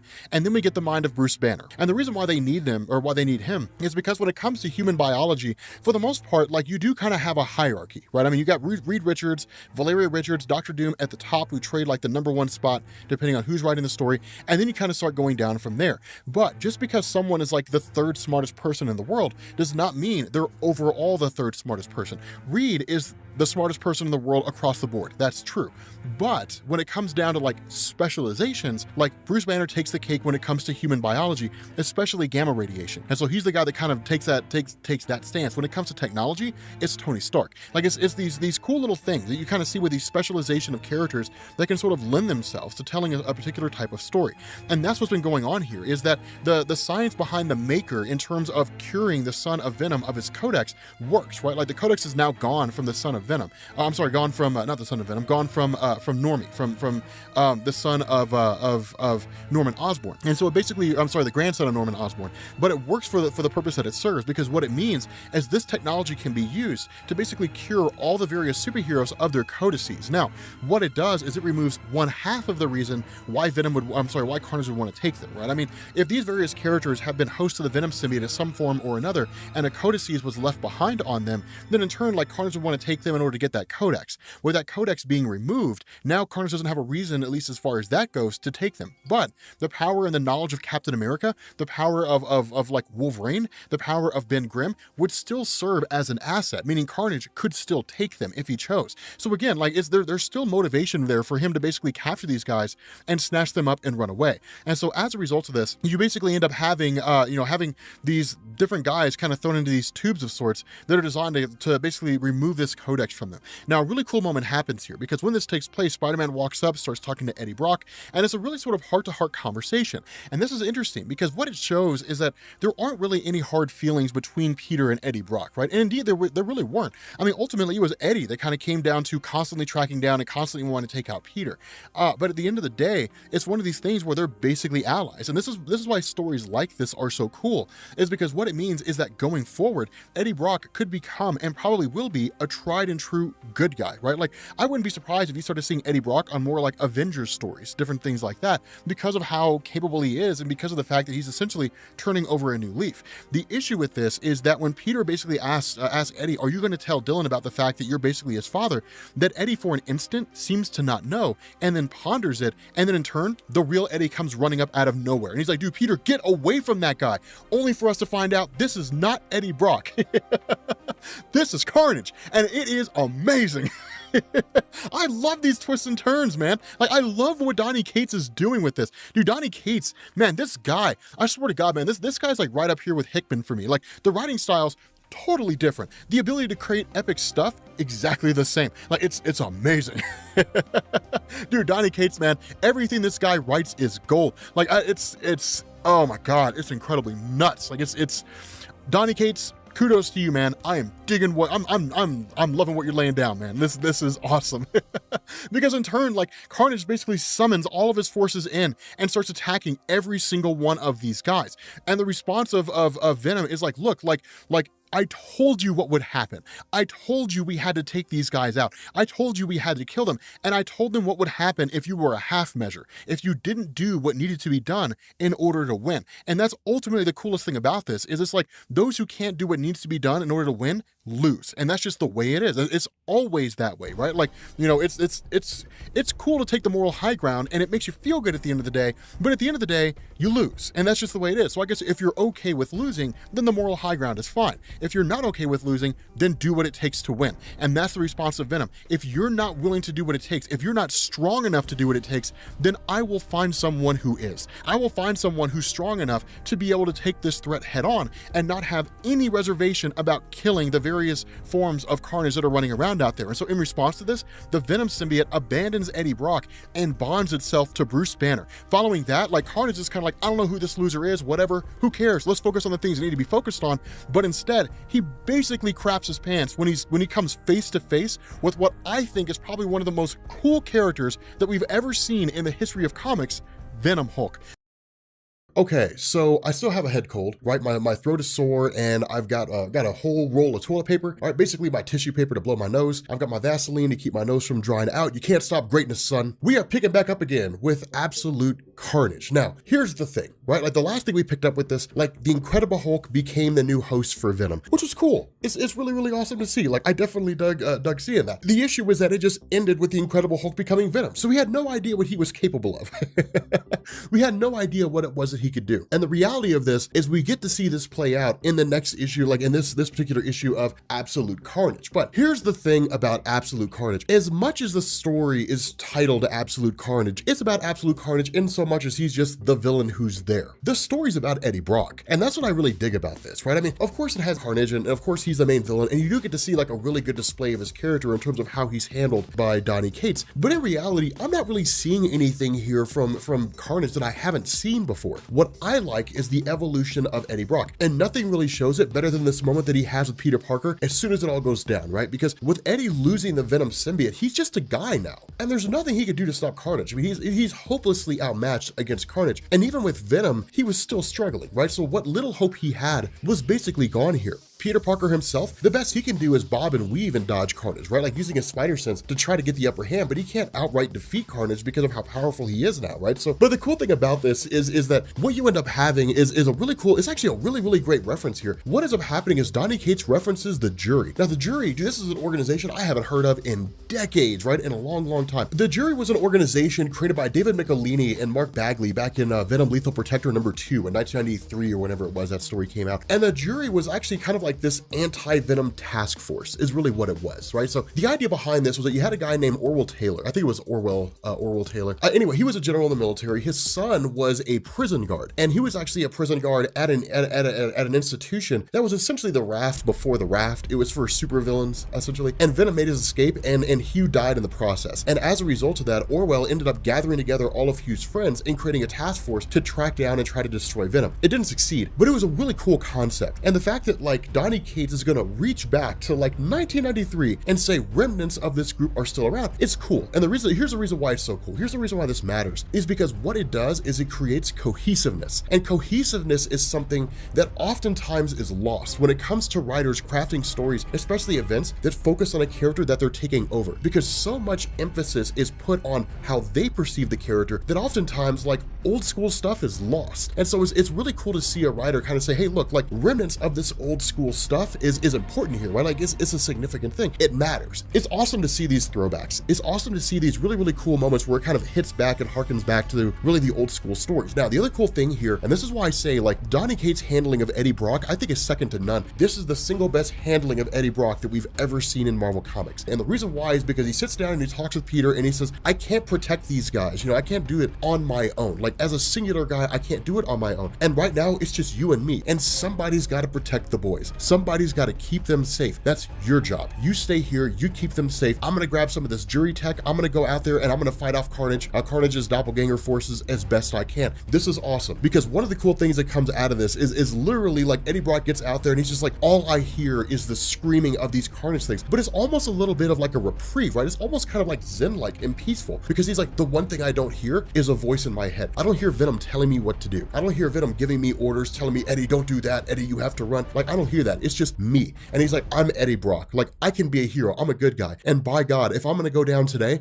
I'm gonna go down swinging. Dude, it's one of the coolest moments of his character, like ever in the history of like Eddie Brock. Dude, it's so beast, because what you're talking about here is you're talking about a guy who's basically gone from like an arch enemy of Peter Parker who wanted to kill him, to a guy who's now putting the life of his son in the hands of Peter to keep it safe, and is gonna put his life on the line, and knowing full well he might die, get out there and take as many of these Carnage guys down with him as he possibly can. It's a wholesale revamp of Eddie Brock, and that's why I love it so much. That's why it's so awesome, because it's a total reformation of a character who in reality had this coming a long time ago. Like this really should have happened a long time ago, but it's cool to see it happen now. Now, the big question a lot of people had is, how would the Incredible Hulk with the Venom symbiote fare against Carnage? First things first, the Incredible Hulk looks amazing as Venom, right? Like, dude, he looks so beast. And I definitely want to see it make its return. But here's the thing about the Incredible Hulk, all right? We're not talking about like Doc Green Hulk, right? Like the super genius version of the Incredible Hulk. We're talking about what's essentially the Immortal Hulk, assuming that this falls in line with what's going on with Al Ewing's Immortal Hulk run. This is not the sharpest tool in the shed. Immortal Hulk and Savage Hulk, they're like forces of nature, just like punching and pummeling things, but they're by no means the sharpest tool in the shed. Battle tactics, strategies, these things are lost on the Incredible Hulk in his most pure, savage, and current immortal form. And it's kind of a cool thing to see, because when you end up having Cletus Cassidy, who's been around the block more than a few times and is by no means Captain America, but is by every means more capable than your average superhero, he gets the one up on him like that in the blink of an eye. And it would be really easy to look at that and say, what a waste, like what a huge colossal waste. But I would say this is really designed to highlight just how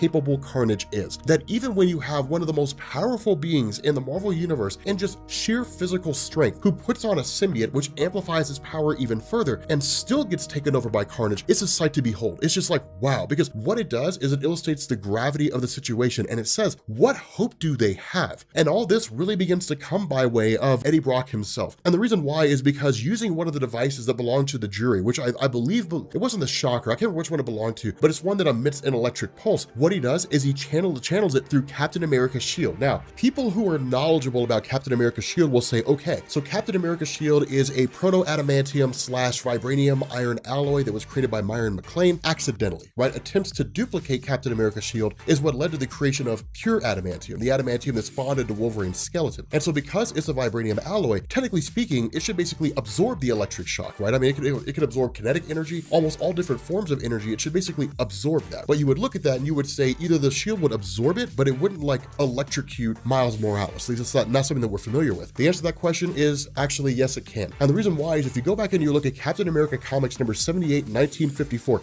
I love being able to pull out little nuggets like this because I feel like people are just like, what? Holy cow, how did this guy know about this? In Captain America Comics number 78, 1954, there was a character who was created called the Electro Monster or something like that. Marvel would reuse the concept later on when they introduced Electro in the Spider-Man comics, but this was a character who was created by the Russians for the purpose of like defeating Captain America. Now, Ed Brubaker's run, all that kind of stuff, not really Steve Rogers, doesn't really matter. The fact remains, when they go and they fire this electric shock at Captain America's shield, what Captain America ends up doing is absorbing it and amplifying it back. Now, we can kind of go with that or we can ignore it. And the reason why is because if you read Ed Brubaker's run on Captain America, basically every version of the character that we saw after the end of World War II was not really Steve Rogers and it was not really Captain America's shield. They were frozen in ice, basically. We found that out in Avengers number 4. So you can ignore it or you can go with it. You can say, well, at the time the story was written, it was Captain America, it was Captain America's shield. It wasn't until we got into the mid-2000s when Ed Brubaker changed all that. So you can do whatever you want with it. You know, you can ignore it or you can choose to go with it. I like the idea of going with it because I think it kind of makes the scene make sense a little bit more. Or you can just say the electricity passed through the shield and it shocked Miles Morales. Doesn't really matter. Regardless of the scenario, because electricity, fire, things like that are weaknesses to symbiotes, and because of the fact that Miles Morales had previously used his Venom Blast to kind of jog Eddie Brock out of being controlled by Carnage, this is basically Eddie Brock recalling that and then using it on Miles and then bringing Miles back. But this is a huge moment because we would look at this and we would say, okay, cool, one more ally to his side, now they have a chance. Miles is just like, dude, we're so screwed. And when the question is like, why? It's like, because literally like the Incredible Hulk taking the Venom symbiote, or at least the Venom symbiote bonding itself to the Incredible Hulk, and then it fighting against Carnage, the Incredible Hulk doesn't have the wherewithal to intellectually overcome Cletus Cassidy. Physically, yes, but all Cletus has to do is outthink him, and that's exactly what happens. When that time comes, Cletus Cassidy is gonna seize control of the Venom symbiote, and when he does, the Venom symbiote's gonna rebond itself to Cletus, and it's gonna amplify his power even more, because each time he takes a codex, he becomes more powerful. And so it's just kind of like, okay, so like literally at that moment, Cletus Cassidy strips the Venom symbiote off of Bruce Banner when he like forces the Incredible Hulk to revert back to Bruce, strips the Venom symbiote off of him, amplifies his power even more, and then essentially he's just kind of like, no one can stop me now. And for the most part, they can't, right? Like by that point, with the 10-minute window that was bought by Eddie Brock in order to basically allow the superheroes to wake up from their codexes being removed, they jump in as best they can, but they're no match for Cletus Cassidy. I mean, he takes them out with a quickness. Not only that, what we end up learning from Miles is that we're the maker, the Ultimate Universe version of Reed Richards at the beginning of the story, who was basically, who claimed that he was extracting these codices and then destroying them, wasn't doing that. He was actually saving them. He was basically putting them in this great big huge storage device, more or less. And so the result is that like all these codices are there. All Carnage would have to do is break into it. And so the result is that like by all standards of measurement, Cletus Cassidy has more or less won. But what ends up happening here is Eddie Brock seems to make the sacrifice to say, okay, fine. If that's the case, if that's where all the codices are, then let's go get them. And so Eddie Brock, in like this amazing heroic moment, like he's literally going through and saying all this. He's like under all the noise and under all the chaos and under all the panic and under all like the fear and all this rage and everything that's going on, like under all of that, I can feel something that I haven't felt in a long, long time. I can feel hope. And so what he does is he literally breaks into this entire storage facility and basically absorbs all these codices into himself. And when he does, it amplifies his power up higher than it was when he was originally Venom. And then from that point, he basically goes forward and ends up chasing after Cletus Cassidy, at which point the story ends. With that being said, guys, we're gonna bring this video to an end. Okay, so we are a couple weeks behind, but we are finally getting into the conclusion of Absolute Carnage. I feel like every comic book YouTuber in the world besides me has covered this. It's all good. So here's the thing about Absolute Carnage, right? This gives us the conclusion to the entirety of the event, but it's actually done in a really interesting way, and in a way that has kind of been the source of debate among fans, and you guys will see why here in a little bit. But what it does is it picks up hot off the heels on the last one. Insofar that we kind of have this massive fight that takes place between Venom and Carnage. Now, Donny Cates had kind of built this, or really kind of built this up in a couple different ways. The first is that either it could be like this massive fight and this final fight between the two, or it could be the next in a long line of fights. Regardless of how you choose to interpret it though, the big takeaway from all this is that it's really just Eddie Brock fighting for more than just himself. And that's one of the reasons why I've always said Absolute Carnage is not really the story of Cletus Cassidy trying to awaken Knull, the symbiote god, right? I mean, it is to a degree, but it's the rise and fall of, or I guess the return and rise of Eddie Brock, right? Like Eddie Brock kind of coming back and being like this amazing hero as opposed to like this villain that we've seen him be over the course of his time in Marvel Comics. Now, the big thing is to remember, Cletus Cassidy's strength is not what it used to be, right? I mean, he's much stronger now than he was before, and it's a pretty huge leap. Combine this with the fact that there are all these forces that he has at his disposal that are basically going through and tearing apart all the superheroes, and things pop off pretty fast. But remember, what makes Cletus Cassidy so dangerous here isn't so much the fact that he has the Carnage symbiote, it's how he uses it and how he manipulates people. And that's why I say I love this version of Cletus under Donny Cates, because he uses mind games to mess with Eddie Brock, right? Like when he's sitting there talking to him like, I'm gonna kill you, I'm gonna take the codices that you have off of you, and then I'm going to basically awaken Knull, and I'm gonna grind this world to a red mist. Like, I'm going to kill everything you know and love. And where Eddie Brock really chimes back in and says like, I don't want to hear this, I don't care, like for once in your life, shut up, I'm tired of hearing you go on about all this nonsense. At the end of the day, Cletus just keeps talking, and that's what makes him so interesting, is because he's a guy whereby he messes with your head as much as he does when he's fighting. It's very Deadpool-esque, very Spider-Man-esque, and that's one of the things that makes characters like that so dangerous when it comes to facing off against them in Marvel Comics, is because you're not just fighting them in a straight up battle, they're messing with your head. And it's one of the things that we've seen over and over again. Like, take Spider-Man as a really good example. It's one of the things we've seen over and over again, and we never really got a full-on explanation as to why, until we ended up getting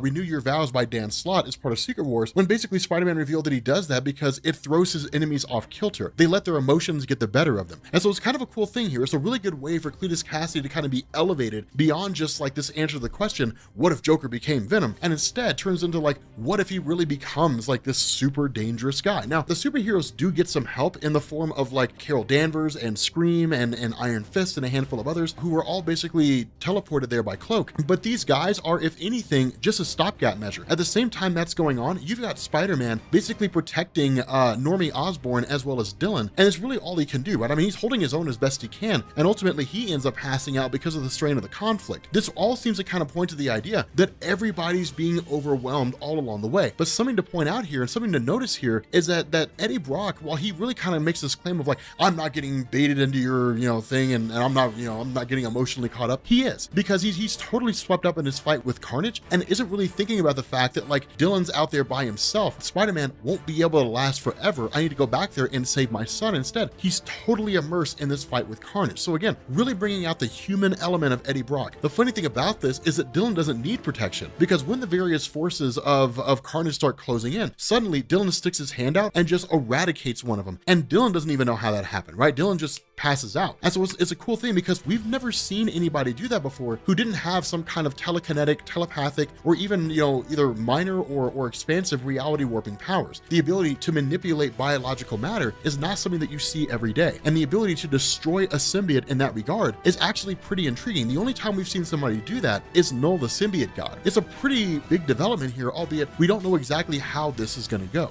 Now, one of the cooler things about this comes into play when the fight basically makes its way back to the doorstep of Dylan after he kind of wakes up after passing out, or at least seems to, and Cletus Cassidy finally reveals his move. And this is absolutely genius, because what it does is it basically seems to engineer a situation where Cletus Cassidy wins, right? The idea of Cletus was to gather all the codices together and then in turn awaken Knull the symbiote god, let Knull do his thing, and just be there as the entire world metaphorically burns, right? That was the idea of Cletus Cassidy, to inflict as much death and destruction as he possibly can, and to awaken Knull to make that happen. When Eddie Brock shows up here, I guess when the fight ends up coming back here, Cletus Cassidy basically says, here's how this is going to go down, right? Like, you've absorbed all these codices that were out there, the ones that I couldn't get my hands on, you took those. You've put them all in one centralized location. So here, only one of two things is going to happen. Either you kill me, you take your symbiote back, mine comes with it, you reconnect to the hive, and you wake up Knull, or I kill you and I kill Dylan, and then in turn I reconnect and I possibly wake up Knull, right? Like, the idea is that if Eddie kills Carnage and Eddie succeeds in doing that and takes his symbiote back, that ultimately he's going to wake up Knull. Whereas if he lets Carnage win and he basically sacrifices Dylan, that there's a chance that won't happen, right? Because Eddie's got all those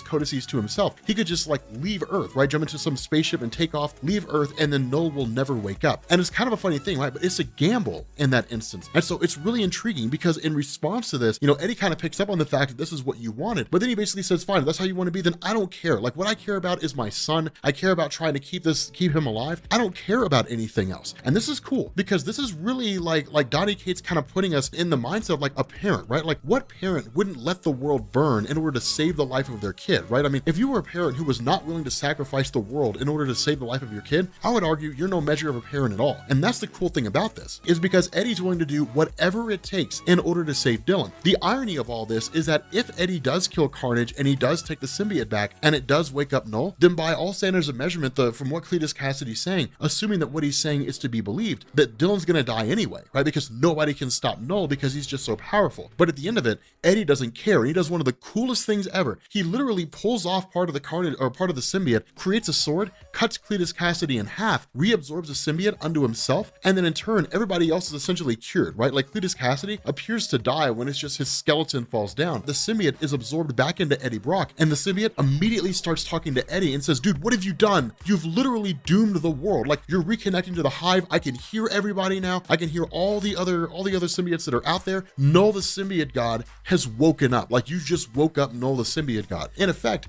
Eddie Brock just doomed the world and Knull is on his way to Earth. And it's the coolest thing because what it does is it sets up the next event that comes after this. And it's a really, really cool revelation, because the funny thing is that in that whole attack with Cletus Cassidy, like, Eddie Brock basically shouts like, I'm not going to let you kill my son. And then of course he kills Cletus. And so when it all really begins to kind of settle down and Spider-Man goes off to do his own thing, basically Eddie's left with Dylan, and Dylan's question is, did you say I was your son? And so what this does is it switches over to Venom number 20. And this is a really, really cool thing here, because you would expect this to focus largely on Eddie Brock, but in fact it doesn't. What it does is it focuses largely on the maker, right? On the Ultimate Universe version of Reed Richards, probably in one of the coolest ways ever, because the way this goes down is this Ultimate Reed was watching the events unfold in absolute carnage and is talking to some people that we can't see that are basically off panel. And it's the coolest thing ever, because what they basically say is like, what's going on with this kid? Like how does all this unfold? And basically the Reed kind of begins to hypothesize. Now, this is the important thing here, is this is a possible explanation. It's not definitive. Ultimate Reed essentially says that as far as he's aware and the best that he can tell, that Dylan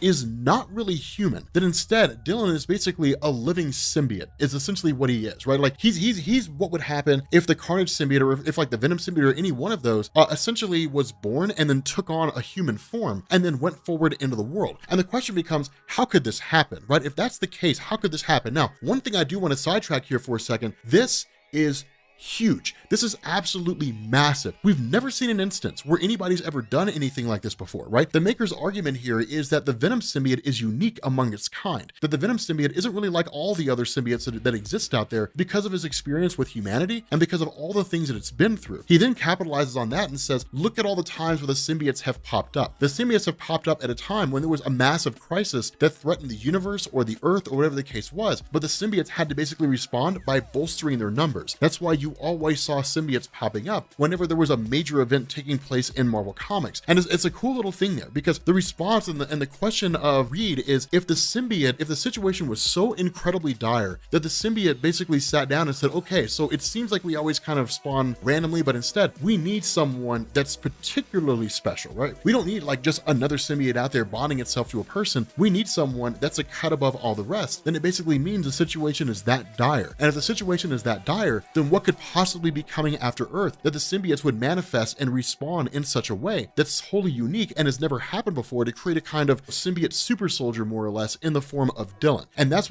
really where Reed doesn't really know that like Knull is coming back to Earth, this ultra powerful multiversal being. Basically, it's kind of a cool little thing that goes on there. And so what you end up getting is this super heartfelt moment. See, this is why I love Venom by Donny Cates so much. You get this super heartfelt moment when Eddie starts talking to Dylan, right? Because it deviates to the two of them for a second, and Dylan asks the first question that any kid would probably ask in this circumstance: why didn't you want me? And it's crushing, right? Like, it's a crushing experience, because Dylan is basically coming to terms with the fact that his father's Eddie Brock. And the question is like, where have you been all this time? And if you were out there as a superhero and you were protecting people and you were saving the world, why weren't you saving me from like an abusive person who I thought was my dad, only to turn out it was my granddad who was beating on me and different things like that? Why weren't you protecting me? Like, why weren't you helping me? And it's emotional, and it's raw, and it's vulnerable, because it's a legitimate question. Like, why weren't you helping me? And it's so amazing to see. This is why I love Donny Cates' Venom so much, because it humanizes Eddie Brock. It takes him away from like the guy who has a Venom symbiote and he fights people and then he gets defeated and then the story is over, right? It takes it away from all that, and it turns it into like a character-driven story, which I absolutely adore. And so the response he says is, I will always protect you. No matter what happens, I will always protect you, and I will always keep you safe. And so the statement is, no more secrets between the two of us. The entire time, Dylan keeping a secret from Eddie Brock. Keeping a secret from him. And so it's kind of funny, because it's like, tell me about my mom, tell me about this, and just the two of them kind of bonding, which is a beautiful moment between the two. And I really want to see how that comes out. And so in response to this, we jump back to the Maker again, right? We jump back to Ultimate Reed, and basically this disembodied person who we only really see a portion of, and basically says, okay, it's cool that you discovered all this, but none of this has to do with Project Oversight. So give us information on Project Oversight. How's all this progressing? And that's when we learn that what Ultimate Reed has done is he's basically constructed the bridge. Now, the reason why I say the bridge is because during Jonathan Hickman's Fantastic Four run, what had happened is Reed Richards from the main Marvel universe, the one that you guys are all familiar with, he constructed the bridge. And the bridge basically allowed him to look into and even enter other universes, right? It really made its return during the events of Avengers and New Avengers. For those of you guys who saw that portion of the story with the New Avengers run, and we were seeing like all these alternate reality versions of the Illuminati, that was them just looking through this kind of bridge and seeing what was on the other side and looking into all these other universes that were out there. But what Ultimate Reed has been trying to do is recreate the bridge for the purpose of getting back into the Ultimate Universe. Now, for those of you guys who haven't been keeping track of Marvel, the Ultimate Universe has been back for quite some time. In fact, it returned during Brian Michael Bendis' Spider-Man 2 story, which came out quite some time ago. I want to say maybe a year and a half ago. So it's been back for a little while. Marvel hasn't really done anything with it. It's kind of been like, maybe it's referenced here, maybe it's referenced there, and that's basically it. But we do know that it's back. The issue is that Reed can't really access it. And so that's the idea, is to try to find a way to get in. But a way out is a way in. And so what this means is that when he constructed the bridge, while he couldn't really pass through the dimensional rift and make it to the other side, something else did come through, which is the Ultimate Universe version of the Venom symbiote. Now, when it comes to the Ultimate Universe version of Venom, it's not like the main Marvel universe, right? Where the Venom symbiote is an actual symbiote that's basically an alien race called the Clentar. Instead, in the Ultimate Universe, it was biologically engineered. Now, a lot of that's because of the fact that the Ultimate Universe was designed to be more grounded and less like fantasy, sort of, rooted in like fantasy and sci-fi. And so the way this played out is, originally you had two versions of the Venom symbiote suit. You had the original suit that was developed by Richard Parker and Eddie Brock Sr., which was ultimately taken by Trask Industries when they were tricked out of their ownership of the original symbiote. Following that, they developed a second version which reached stage 2. Now, the original symbiote was destroyed by Peter Parker when it was thrown into a smokestack. The idea behind this is that the stage 2 version of Venom is actually really cool. The way this works is that instead of it basically avoiding Peter Parker's spider sense, it actually overloads it. It enhances strength. It's basically a strength augmentation suit. It has insane healing factor abilities because it was originally designed to be a means to like cure disease and different things like that. So basically the person that it bonds to gets a ridiculous healing factor. They're able to overload Spider-Man's spider sense. The difference here is that because the suit was originally designed for Richard Parker, the ongoing idea throughout the Ultimate Spider-Man comics is that it always wanted to bond itself to somebody somebody in the Parker family line. And because Peter Parker was of course the next person after Richard, it was always trying to find a way to bond itself to Peter, and would actually abandon its host in order to bond itself to Peter. But basically what this means is that this version of the Venom symbiote, as it's been brought in by Reed Richards from the Ultimate Universe, appears to be partially incomplete insofar as it's just a sample of the original suit. We don't know how in-depth this sample is, but by virtue of what Reed says, because it's partially incomplete, the reason why he was trying to siphon off all those little bits of the symbiote codices in the beginning of the Absolute Carnage story was to essentially complete this puzzle more or less, to take those bits of the codices and to merge it with the Ultimate Universe Venom suit, essentially merging pieces of the main Marvel Universe Venom suit with the Ultimate Venom suit and kind of create this hybrid suit, and then in turn use that for whatever purpose he ended up wanting to use it for. But the idea is that Reed's always been trying to find a way to return back to his universe, and by successfully creating a bridge to the Ultimate Universe would allow him to essentially achieve his goal, right? It would allow him to complete Project Oversight, whatever that project happens to be, whatever its end goal is. We don't fully know what the end goal of that project is, but we do know that it involves the return of the Council of Reeds. Thank God, I am so happy to see the Council of Reeds. Now, here's one thing to bear in mind. This is not the original council. You'll notice that because, well, at least as far as we're aware, it's not the original council, because you don't have the version of Reed Richards who has like the long beard, the three of them who had that, like the Infinity Gauntlet, things like that. There are versions of Reed here, but they don't look like the original versions of Reed. Now, from what I understand, and I was actually talking to Amazing Zero, who's one of my fans who's in the Discord server. From what I understand, I think he mentioned that Marvel 2-in-1 explains the return of the Council of Reeds, as well as Dan Slott's Fantastic Four. I stopped reading Marvel 2-in-1 a while ago when the Fantastic Four returned under Dan Slott, but I feel like I should, because apparently I'm missing out on a huge amount of stuff. Let me know down in the comments if I'm really missing out, because if I am, then I'm gonna go back and read it. But yeah, it's cool to see all this return, right? Because what this does is it sets the stage for the next big event, and that's one of the reasons why I said at the beginning of the video, the ending of Absolute Carnage number 5, and really the ending of the Absolute Carnage story, was kind of controversial among fans, because some fans thought, and I was among these, some fans thought it was going to be like a definitive beginning, middle, and end. And when it was done, it was finished, and then it was on to the next gag. This basically ended with a kind of to be continued feel, and essentially it just sort of continues on into whatever story's coming next. All right, what's going on, guys? This is Rob, and initially I didn't plan to cover this soon, but once I got into issue number 27, I was like, okay, I'm gonna go ahead and just cover this first part now, and then we'll just cover it as it gets released. And so the next one won't be out until September 16th, right? So we have a little bit before the next issue gets released, but Venom Beyond basically comes in the aftermath of Venom Island, and Venom Island wasn't overly important, right? I mean, it had a couple things that were kind of important to it, but if anything, it was probably like an epilogue to Absolute Carnage. The cool thing about Venom Beyond is this is actually a really great jumping on point if you really want to, right? Like all you really have to do is search for like Dylan, like do a quick little thing on Dylan, and then that's it, right? That's really all you need. And so the really two big important things that came out of Venom Island is that one, Eddie Brock was offered membership to the Avengers, but doesn't really seem to have joined yet. And two, he basically told the Avengers about the coming of Knull, right? So that sets up the whole like Knull arriving on Earth event. So at the very least, the heroes are aware. Now, something that goes into Venom Beyond with this initial instance is we basically pick up with this guy basically fleeing for his life, right? Just essentially running. And ultimately he bumps into Eddie Brock. Now, the crazy thing about this is the guy, Eddie's like, dude, what's going on, man? Is everything cool? And the guy's like, yeah, man, something's chasing after me. And he's like, oh, that? Oh, here's the deal. You're a hard man to find. Like, I just had that guy go after you. I had my symbiote attack you to basically chase you here so that I could catch you, right? So literally setting up a trap. And it's pretty cool to see Eddie Brock using Venom in that capacity. The crazy thing about this, though, is that basically he tells this guy, you can lie to me or you can live, right? But you can't do both. So tell me the truth about what I want to know about a particular location, right? Eddie Brock's basically trying to track down a particular warehouse. Now from there, he ends up traveling with Dylan. And when he and Dylan arrive at this location, it's kind of this little bit of a joke in the sense that Dylan's like, it's like I don't understand, like, why are we looking for a warehouse, right? Like nothing cool ever happens in a warehouse. And Eddie's response is, no, man, warehouses are the coolest place to go to, right? If you're wanting to see some stuff happen, warehouses is where you go. The other part of this is that there's a kind of conversation with regards to trying to more or less fix Dylan. And the idea is that Eddie never really wanted this kind of life for Dylan. Now, a bit of an explanation here for those of you guys who are new to this whole thing. So one of the things we discovered in Absolute Carnage in the events leading up to it is that Dylan is the son of Eddie Brock, right? We discovered that in the Venom line of comics before the events of Absolute Carnage. But at that point in time when Dylan was first introduced, there seemed to be something about him, right? Donny Cates didn't initially come out and say what it was, but we knew there was kind of something going on with it. The reality of Dylan is, of course, he's the biological child of Eddie Brock and Eddie's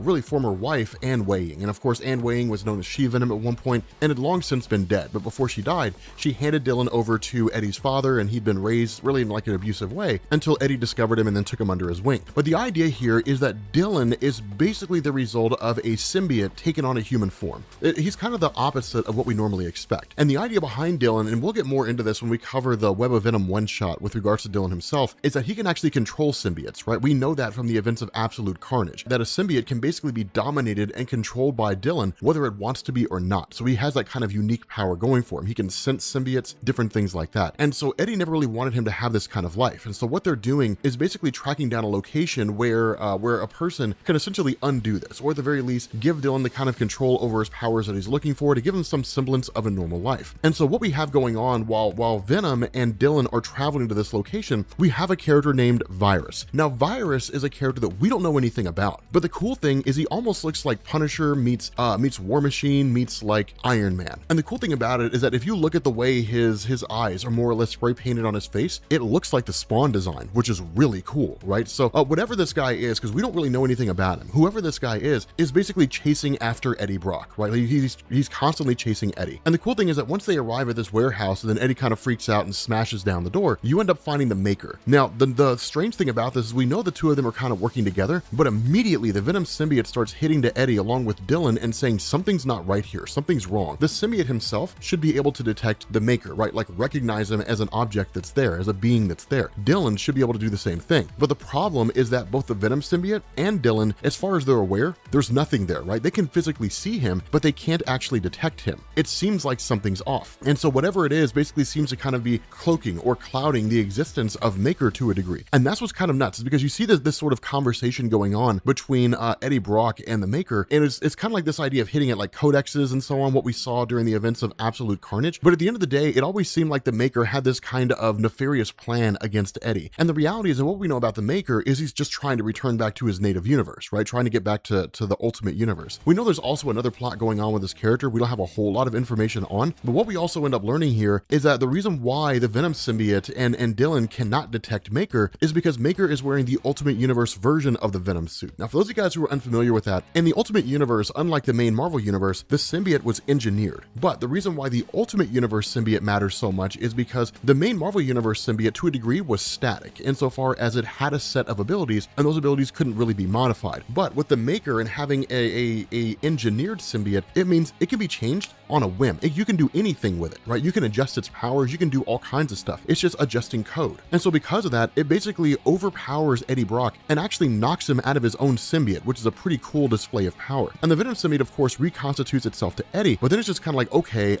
what in the world is going on here, right? Like, we've got to find a way to be able to topple this guy, but the symbiote he has is a lot more powerful than our own. The funny thing is that in the middle of all this, Virus arrives, right? And Virus shows up and just starts attacking everybody, right? It's going after Venom, but it attacks what he perceives to be everybody who's in the way. And it's kind of cool because Virus basically has like anti-symbiote, weaponry to a degree. But the other thing here is that Eddie doesn't know who this is. And Virus keeps talking about how Eddie ruined his life, right? How he ruined his life, he screwed things up, and he's just trying to get back at him for this, right? So he really seems to be more of a revenge character. The other part is that Virus is basically using what amounts to a hodgepodge setup. All the technology he has, right? The pumpkin bombs and the Green Goblin's glider. This is all old stuff, right? These are things that he just seemed to have collected from like what amounts to superhero junkyards and different things like that. He's not professionally backed, right? He's not funded by any real money. He's just a guy who took some stuff and now he's doing things. So one, this shows that he's operating of his own accord, and two, it shows the guy knows what he's doing in terms of understanding how this technology and how this equipment works. And so in the middle of this great big huge conflict, he ends up basically throwing one of the pumpkin bombs at a portal that the Maker had set up, and the portal immediately activates. Now the Maker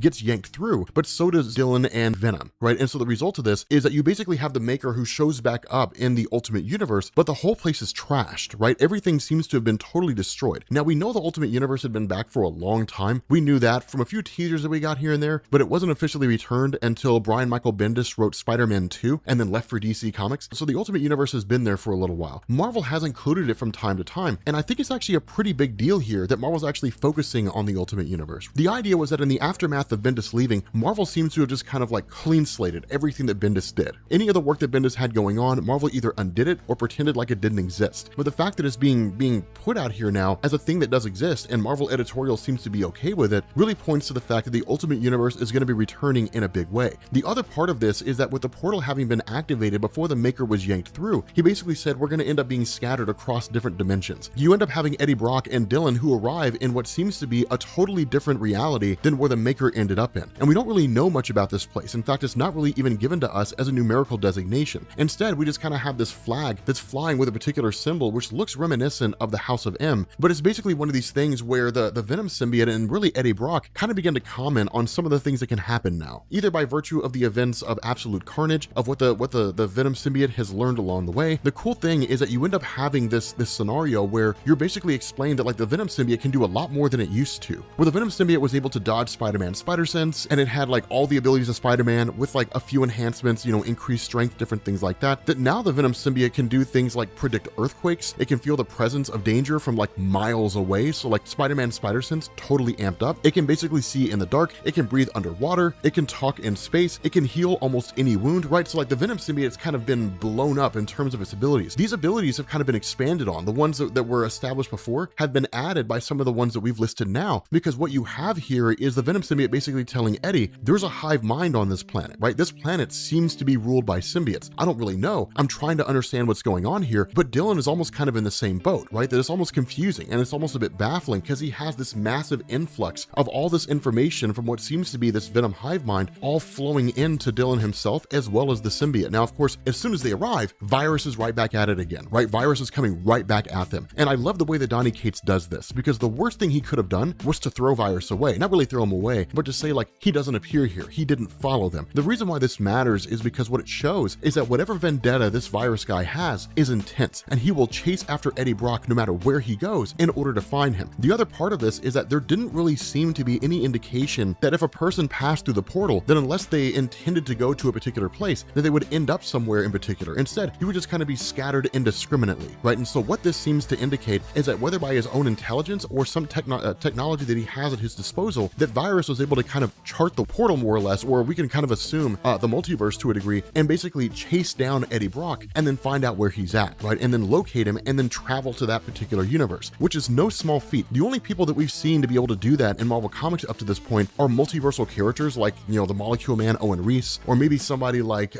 Protege, or somebody, who could basically copy anybody else's powers. It's kind of a big deal, right? This is kind of an ability reserved for super powerful beings or those with sufficient technology. And so this fight between the two is pretty cutthroat, because you basically end up having, Virus basically, seeming that he's either going to go after Eddie Brock's son or basically take out Eddie Brock first and then go after Dylan. Regardless of the circumstance, because Virus is basically out to kill Eddie, once Eddie gets out of the view of his son, then it's kind of like, okay, the battle's on. Like, I won't kill anybody in front of my son, but I'll do it when he's not there, right? And so they're basically just kind of fighting to the death here. And again, this is what's kind of crazy, is because of the fact that there's so much information coming in from like all these symbiotes that are basically around this world, that Venom can't really focus. It's almost like being surrounded by just a blaring horn and then trying to focus on yourself, right? It's difficult to do. Like, this horn almost keeps you distracted all the time. It does allow the symbiote to basically pop some wings like we've seen it do before, and then grant him, the ability to fly and kind of continue the attack going on with Virus. The other thing that we're kind of given here is the symbiote developing a sort of new power, in the sense that what it can do is it can basically absorb the energies that are sent out, the attacks that are sent out by Virus, and then channel them back at him again, right? So kind of like the power of Bishop. Now, the reason why I call this video Venom's new god powers is because this is one of these circumstances we talked about so many times before in Marvel Comics, where a character has an existing set of powers, and then those powers will be modified or new powers will be added to that character, and then will never be given an upper limit. This is significant because Venom's ability to control energy and then throw it back at somebody is what puts beings like Vulcan, for example, into the Omega level category. If you can channel somebody's energy back at them, you can control that energy. And if you can control that energy, you can do all kinds of things with it. You can turn it into a different form of energy. You can use it to bolster yourself, to enhance yourself. Plus, the other part that's given here is that Eddie seems to be able to hold on to it, right? So if somebody like Iron Man shot Venom with the repulsor blast, then he could basically absorb that energy and then hold it and potentially use it to improve his own powers. That's why this is important. That's why I call it that, because this is the kind of beginning stages of having Eddie Brock's powers amplified. And what you're probably going to see is that as Knull gets closer, and as we get closer to the conflict where Knull arrives on Earth, that major story arc that Marvel's going to do, you're going to see a situation whereby Eddie's powers are going to be amplified so they can match and basically go toe-to-toe with Knull. And Knull is in and of himself a godlike character. And so with that being the case, these are basically Eddie's new god powers. I don't really see these powers changing insofar as new powers being added, but I do see them being amped up. Not having to breathe in space, being able to talk in space, not having to breathe underwater, being able to take the energy of those and channel it back at them. That's matter manipulation. Franklin Richards does that just in the most extreme degree. I'm not saying that Venom's going to become like a universal reality warping character, but what I am saying is his powers are going to be amped up in a pretty extreme way. So again, that's what makes this so cool. And so with Dylan basically calling out for aid, in the middle of this whole thing, once Virus is basically dealt with, when Venom gets back there, you end up seeing a kind of Venomized Avengers team, right? And I say Venomized because they're all basically wearing Venom costumes, right? Like all the costumes they have the Venom marker on it, right? With his Thor, with his Captain America, Iron Man, Black Widow, which I think is especially ironic, right? Because the Black Widow spider is a type of spider, and now she's a Venom spider, whatever that is. Black Panther seems to be the exact same way. All the superheroes here are Venomized superheroes. Now, it's not the first time we've seen that, but Eddie initially tries to rationalize with him, right? Because in his mind, it may not necessarily be that they're in a different dimension so much as they've been sent forward through time. But with him talking to these guys and saying, look, Cap, Steve, like it's me, it's Eddie Brock, like you know who I am. They're like, we don't know who you are, right? But put the symbiote down and put your hands on your head. And with Eddie Brock, of course, saying like, no, like not really doing that, that leads to an assault. That basically leads to Virus launching an attack against Eddie. And then from there, you end up having Virus going against the Venomized superheroes. Now, this is going to be a testament to how powerful Virus is, because it's one thing to go against Venom, it's another to go through a group of superheroes that are complemented by the power of Venom. And I say complemented because when you have Black Panther, who presumably has the powers that were given to him by Bast, right? So enhanced strength, speed, agility, so on and so forth, those powers are amplified by the Venom symbiote, assuming that we're talking about a 1-to-1 ratio between what the Venom symbiote powers are in the main Marvel universe and what the powers are here. You're talking about Captain America, who's basically just a guy, right? There's really nothing special about him getting the Venom symbiote. And then in turn, like Thor, that kind of a thing, his powers being augmented and amplified. You're really talking about some heavy hitters here who are even stronger for the symbiotes they have. And so with that being the case, you end up finding out that one of the ways in which Virus gets the upper hand, while you have Eddie Brock basically fleeing, one of the ways in which Virus gets the upper hand on these symbiotes is by using symbiote disruption technology, using a combination of what seems to be sound waves and fire, and using them to blast Captain America. But what you end up learning here is that much like the Venom symbiote that we see in the main Marvel universe, these guys can reconstitute themselves. You destroy them and it blows a piece of the symbiote off, but it just reforms, it restructures, which makes them wildly difficult to kill. The other part of this is that using anti-symbiote technology is illegal within this reality, right, on this Earth. And so of course, Virus being overpowered is taken into custody. From there, you end up following Eddie and you end up following Dylan, and it's kind of like, okay, like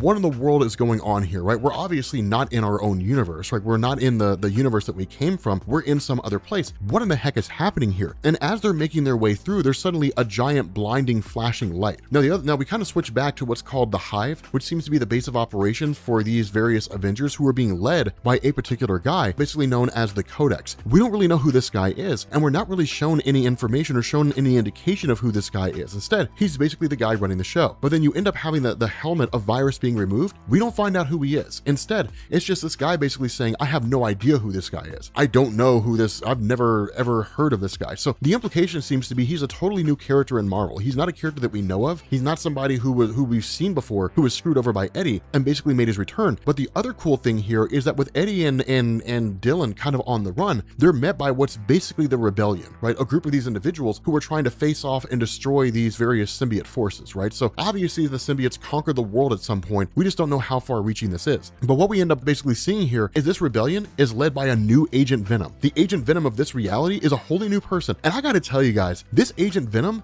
looks kind of cool. I'm a little on the fence about it though, if I'm being honest, because I liked the original Agent Venom costume, right? I liked the way the original costume looked. I love the original costume, but I'm also kind of a fan of this. I think it's kind of cool. I think it's a little too bulky, but I think it's kind of cool. And so with that being the case, Eddie's kind of like, okay, what's going on here? Who are you? What are you talking about with rebellion and all that kind of stuff? And they're like, well, first we need some questions answered, right? We need to know who you are. And he basically says like, my name's Eddie Brock and this is my son Dylan. And then this helmet basically comes off of Agent Venom. We end up finding, of course, these are basically humans that are rebelling against the symbiotes. And not only is this Agent Venom a human, it's actually the alternate reality version of Anne Weying. This is the former wife and mother of Dylan, who seems to have survived whatever it is that was going on here.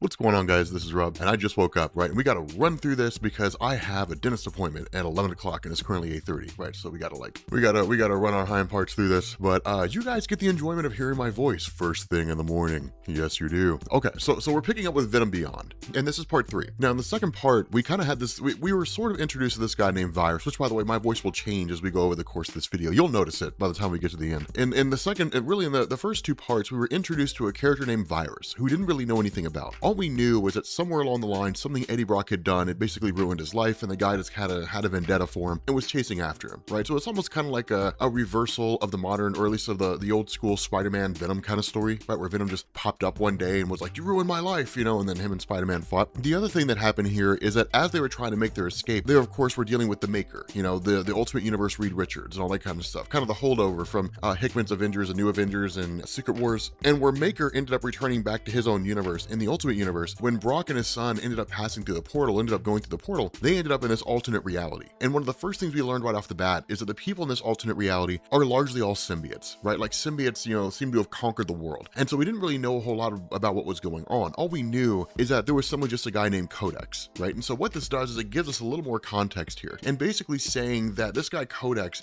is the uncontested ruler of the world, right? Every city, every state, every corner of this planet lies in the palm of his hand, right? And day by day, his grip constantly grows tighter. Now, the reason why this matters is because what it shows is that while he is the quote-unquote uncontested ruler of the world, what it also means is that not everybody out there is a symbiote, right? Not everybody out there has been turned. And so we basically end up picking up with him and Otto Octavius. Of course, Otto Octavius being one of the people who have been turned, and then kind of asking the question, this Virus guy, have we managed to get the symbiote to bond to him? And notice how kind of disregarding this is, right? When Otto Octavius says, yeah, but the symbiote basically chooses its host, right? And this symbiote's not choosing this guy, right? It's just kind of studying him. It's examining him for some reason. And the response of Codex is, then kill the symbiote if it doesn't bond and try a new one. But in this day and age, a lot of work has been done to almost kind of humanize the Venom symbiotes. And so you can almost imagine that symbiote kind of like being scared of being killed, right? Like that kind of a thing. But the other part of this is that Codex starts going over all this equipment that Virus had, right? And he says, like, I need to know about all this stuff. Tell me about what this stuff is, right? Virus, like this suit of yours, right? They kind of tell him, like, you know, wake him up. Virus is kind of, you know, panicking, saying, hey, like, let me out of here. I'll do whatever you want. But when Codex starts going through and looking at this stuff, he's like, this is hodgepodge. You've got like ancient goblin technology here, right? So just super old school stuff. You've got War Machine components that have been decommissioned for years. This is all just junkyard stuff, right? And the response of this guy Virus is, it's all I could afford, right? Like I bought it off the Tinkerer and some black markets. And that's when we get a little more of an explanation here, right? The Codex basically says Tinker's been dead for a long time. So is Tony Stark, and so is Norman Osborn, right? I killed them all. Like they've all been dead for a long, long time. Presumably they refused to bond, or when this initial war kind of broke out, you know, we can assume it's that, we can call it that they were some of the first to fall, right? But whatever the case is, they're basically dead. But when Virus says that he was hunting, or he was chasing after Eddie Brock and his son, that's when Codex begins to freak out and is like, tell me everything that's going on. Now from here, we switch back over to Eddie himself along with his son, and then with the Agent Venom Corps. And what you have here is his initial encounter with Anne Weying. Now remember, Anne Weying was kind of the wife at one point, or really was the wife of Eddie Brock at one point, and then she basically ended up killing herself in Marvel Comics, right? At some point later down the road. But the biggest moment about her is that she was She-Venom. And so where she's been gone for a long time, the fact that Eddie sees her is astonishing to him, right? Like, I thought you were dead. I thought you were gone. The response of Anne is like, I thought you were dead. You've got to be working for him, right? Eddie Brock isn't here anymore. So like, what's going on, right? Like, tell me your story. And that's what he kind of tells what I already told you guys, right? That he ended up falling into a wormhole, you know, when he was chasing after the Maker and so on and so forth. And he says like, he knows it sounds crazy, but she's like, prove it. How did you get that symbiote? And he basically tells a story, and he says, like, in the world that I'm from, I went into a church when I was in a really bad way. I was gonna off myself. And then this symbiote seemingly came down from nowhere and then bonded to me. And my initial response was to get back at Peter Parker, because Peter Parker was the one that led to me being in that place, discredited me. And then the Venom symbiote felt cast off and abandoned by Peter, so we kind of had this mutual hatred of Spider-Man. And in that, we became Venom, and then we tried to kill Spider-Man.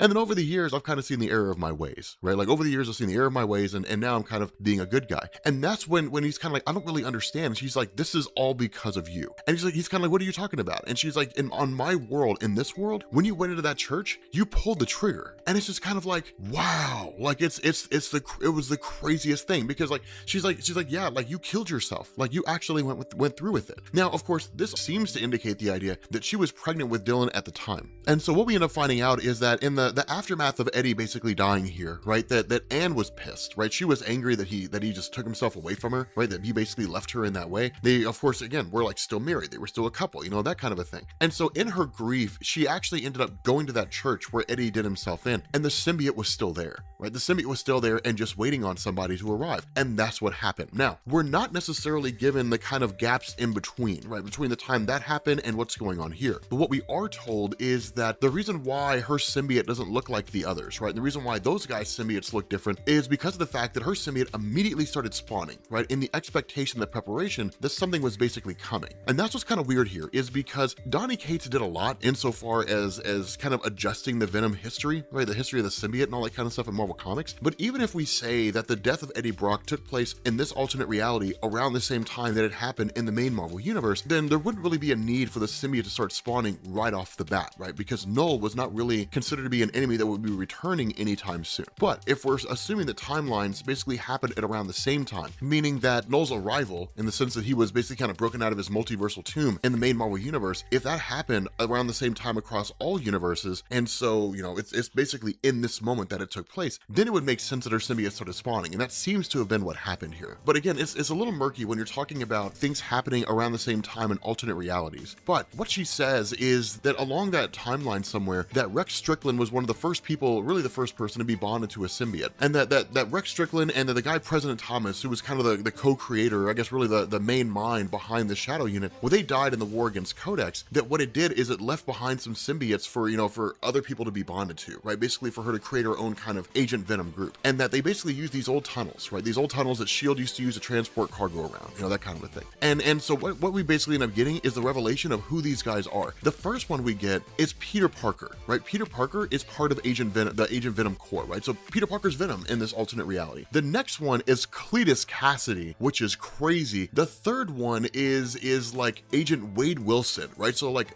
Deadpool is basically Agent Venom in this alternate reality, which is kind of nuts. And then Andy Benton, whatever. So the craziest thing about this is that Eddie Brock gets pissed off about like Cletus Cassidy being on here. Now, the funny thing about this is that the response of Anne Weying is Cletus was the first one to join us. Yes, he's had a past, but with Rex's training and a lot of help from our science officer, he's one of the best agents we have. The reason why that's cool is because what it shows is Cletus Cassidy was Carnage somewhere along the line, which really kind of fleshes out the history of Anne Weying, that her history as Venom in this alternate reality was very similar to that of Eddie Brock, that somewhere along the line she most likely ended up fighting Peter Parker, that in that conflict the Venom symbiote kind of spit out a symbiote of its own, which came in the form of Carnage, which bonded itself to Cletus Cassidy. It most likely took Anne Weying as Venom and Peter Parker to team up to beat Cletus Cassidy, and then he's basically kind of been reformed, and now he's a good guy again. That's kind of what seems to be going on here. But the crazy thing about this is that the spider sense of Peter Parker starts going haywire, and it's like something's coming, like we have to move, right? We have to get out of here as fast as we can. And that's what we basically end up getting, this kind of crazy symbiote hit squad, right? The Juggernaut, the Thing, Ben Grimm, you've got Omega Red, you've got Sabretooth, and you've got Wolverine. This is a nuts team. Like, just to throw it out there, this is a pretty hard-hitting team. What's also kind of crazy about this, I'm not even really impressed that like Wolverine or like Ben Grimm or any of those guys. I'm impressed that Juggernaut, right? That like somehow Codex managed to get a symbiote onto Juggernaut. Agent Venom basically goes and attacks the Agent Venom squad, basically attacks these guys. And this is actually a cool battle to see, because for the most part, they're able to get the upper hand to a degree. And that's one of the big differences here, is that it looks as though being bonded to a symbiote, especially with the character of Juggernaut, being bonded with a symbiote kind of means, you know, like one way or the other, right? Like, for example, Venom is able to overpower Juggernaut. Now, in no universe would anybody ever believe that Venom could overpower the Juggernaut, right? I mean, you're talking about a sheer force of nature, right? When the Juggernaut starts moving, his movement can't really be stopped, especially when you're talking about like Worldbreaker Hulk, for example, had to divert his movement. He couldn't punch Juggernaut out of the way. But like Venom being able to like knock Juggernaut off of his feet, I don't really believe that. And so it looks like maybe it's Kane Marco in illusion only, right? In symbiote form only, or maybe it's Kane Marco with like his look, but he, you know, he's got that same size. So maybe the symbiote just makes him look big, but he doesn't really have the Crimson Gem of Sidorak, right? It's just the way the symbiote makes him look. I don't really know, but I have a hard time reconciling Venom getting the upper hand on Eddie Brock. It's the same thing with other stuff, right? Like Ben Grimm being able to be, to be knocked down and hit pretty hard, at least enough to almost subdue him by a Venom symbiote, right? Doesn't really work that way. But again, like every time shots are taken by these guys, right? Bullets are shot and so on and so forth, the guys themselves almost kind of seem to break down and then kind of reconstitute themselves. And so you actually end up getting Venom and Carnage teaming up to fight Juggernaut, which looks amazing if I'm being honest with you guys. Like it looks absolutely amazing. Now, the biggest question you have to ask here is Dylan. Dylan, the son of Eddie Brock, has the ability to dominate the wills of symbiotes. Why doesn't he do that here? We don't really know. Instead, look at this amazing moment where Wade Wilson basically pops up and says, all right, guys, time for plan X. The X stands for explode. And so it's like, everybody run. They're like, what are you doing? He's like, I don't know, man, but I'm the only guy who's going to survive this. And then just like literally detonates himself, right? And seems to bring like a whole bunch of these guys down. Now from there, you switch back over to Otto Octavius and to Codex. And like finally, the Venom symbiote has bonded itself to this guy. And it's like, we've achieved full symbiosis in the sense that instead of years past, instead of previous instances where we saw the Venom symbiote bonding to a host, which basically meant enveloping that host, instead what you have here is the Venom symbiote bonding with the host on a genetic level. This person seems to be irrevocably bonded to the Venom symbiote. Now it may be that you can undo that, but it doesn't really seem to be the case. Instead, once this guy pops up, the response to Codex is, your name is Virus. Yes, well, we need to change that. And one of the things he says is like, Eddie paralyzed me, right? He took my legs. He's not taking my name. From now on, you can call me Scorpion. And that's when Virus refers to him as Mr. Gargan. This guy was Matt Gargan. Now here's the thing. One, he looks ridiculously awesome as Scorpion. And he almost kind of looks like the Vindicator from Spawn, right? Like as the Scorpion, which really looks cool, right? I mean, it looks amazing, right? That's just the best thing I can say. He just looks absolutely amazing. And then number two, I love this idea because here's the thing. I never really cared about Matt Gargan until he became Venom, right? Like until he took over the Venom symbiote during the events leading up to Dark Reign and during Dark Reign. I loved that. But basically he says like, swear allegiance to me and serve me as one of my henchmen here on this world and bring me Eddie Brock. And so from there, you end up switching over to, back to the team, more or less, to, with Anne Wang and all them. And they basically get back to their base of operations. And we end up finding out that their science guy, right? Like their main science guy is Reed Richards, and he's kind of like, okay, so like one, I got to deal with another Reed Richards, but two, this guy looks like he's insane. And Anne's like, yeah, I mean, he is kind of off his rocker, but here's the thing. If it wasn't for him, we never would have made it this far. And so Eddie introduces himself and then his son introduces himself. He's like, what's your name? He's like, my name's Dylan, sir, like Dylan Brock. And it's like, Dylan? And then it's like people are just like, what in the heck? And then like Anne Wang is just like, tell me, is he your son? And he's like, yeah, I mean, that's like, he's my son. Like, what's the big deal? And the response of Anne is like, dude, it's him. On our world, Eddie, Dylan is Codex. Dylan is the one who conquered the world using all the Venom symbiotes. All right, what's going on, guys? This is Rob, and we are back with Venom Beyond. Here's the thing, man. I love the way that Donny Cates writes this, right? Because I fired this book up, and I'd say within the span of 5 minutes, I was done, right? I just ripped through this book. And to me, that's a testament of how good a comic book is, right? If I can just if I find myself just ripping through it, and I feel like I'm done before I even started, that's just how good the comic book is written, right? So, this kind of gives us, at least as much as Donny Cates gives us anyway, the way in which the world fell under the rule of Venom's son. We're not given a whole ton of stuff here, and in reality, we probably don't need to be, but the idea here is that at some point in the past, in this alternate reality, that there was, you basically had, Anne Wang, who of course was possessed by her Venom symbiote, and more or less operating as what amounts to Agent Venom, alongside Spider-Man, who ended up defeating Dr. Octopus, right, in some campaign that was called Octopi Wall Street. It was kind of goofy, but Anne Wang basically reveals that she's pregnant here. Now, this is what's kind of bonkers, is Donny Cates doesn't necessarily seem to have given us the indication that Eddie Brock is the one who got her pregnant. It's just simply that Eddie Brock, Eddie Brock and her were married at one point in a relationship. If we follow a reasonable timeline here, we don't definitively know when it was that Eddie Brock shot himself. We're not told here in this particular comic that 3 days after Eddie Brock shot himself, we're not really told that. Instead, it's just Eddie Brock ended up killing himself in the bell tower, and then Anne went there and she ended up getting the Venom symbiote, right? So we don't really know how much time has passed. I would expect that under most circumstances, whenever a woman realizes she's pregnant, it's usually because as she goes through her womanly times that she realizes that she's not doing the things she's supposed to be doing, and as a result of that, we can largely assume that at most a month has passed since Eddie Brock died. By whatever manner and whatever means, if we assume that Eddie Brock is the one who got her pregnant, then that makes sense. We could also kind of assume that it's like a miraculous conception, right? That like the symbiote ultimately just ended up creating an offspring inside of her. Again, we're not given a definitive answer here. We just kind of have to swing for the fences, because when she's sitting down with Peter Parker and she tells Peter Parker that she's pregnant, when he asks who the father is, she's like, I don't know. Now, the third option here is that Anne's just really promiscuous, and like any number of guys out there could be the dad, right? We just don't know, right? It's like an episode of Maury Povich, right? You bring like 20 guys on there, none of them are the father, right? You have no idea which one it is, you know? It's just, so that's also an option too, right? But whatever it is, she ended up being pregnant, and of course, that was Dylan, right? She ended up being, getting pregnant and having Dylan. The crazy thing about this is Peter Parker basically talks about, hey, like, it's gonna be tough being a single mom. I was kind of raised there, but if you ever need any help, I'm here. And her response is, I'm not a single mom, right? I have Venom, and so like between the two of us, we can raise this kid to become, a productive member of society, right? We'll just be fun,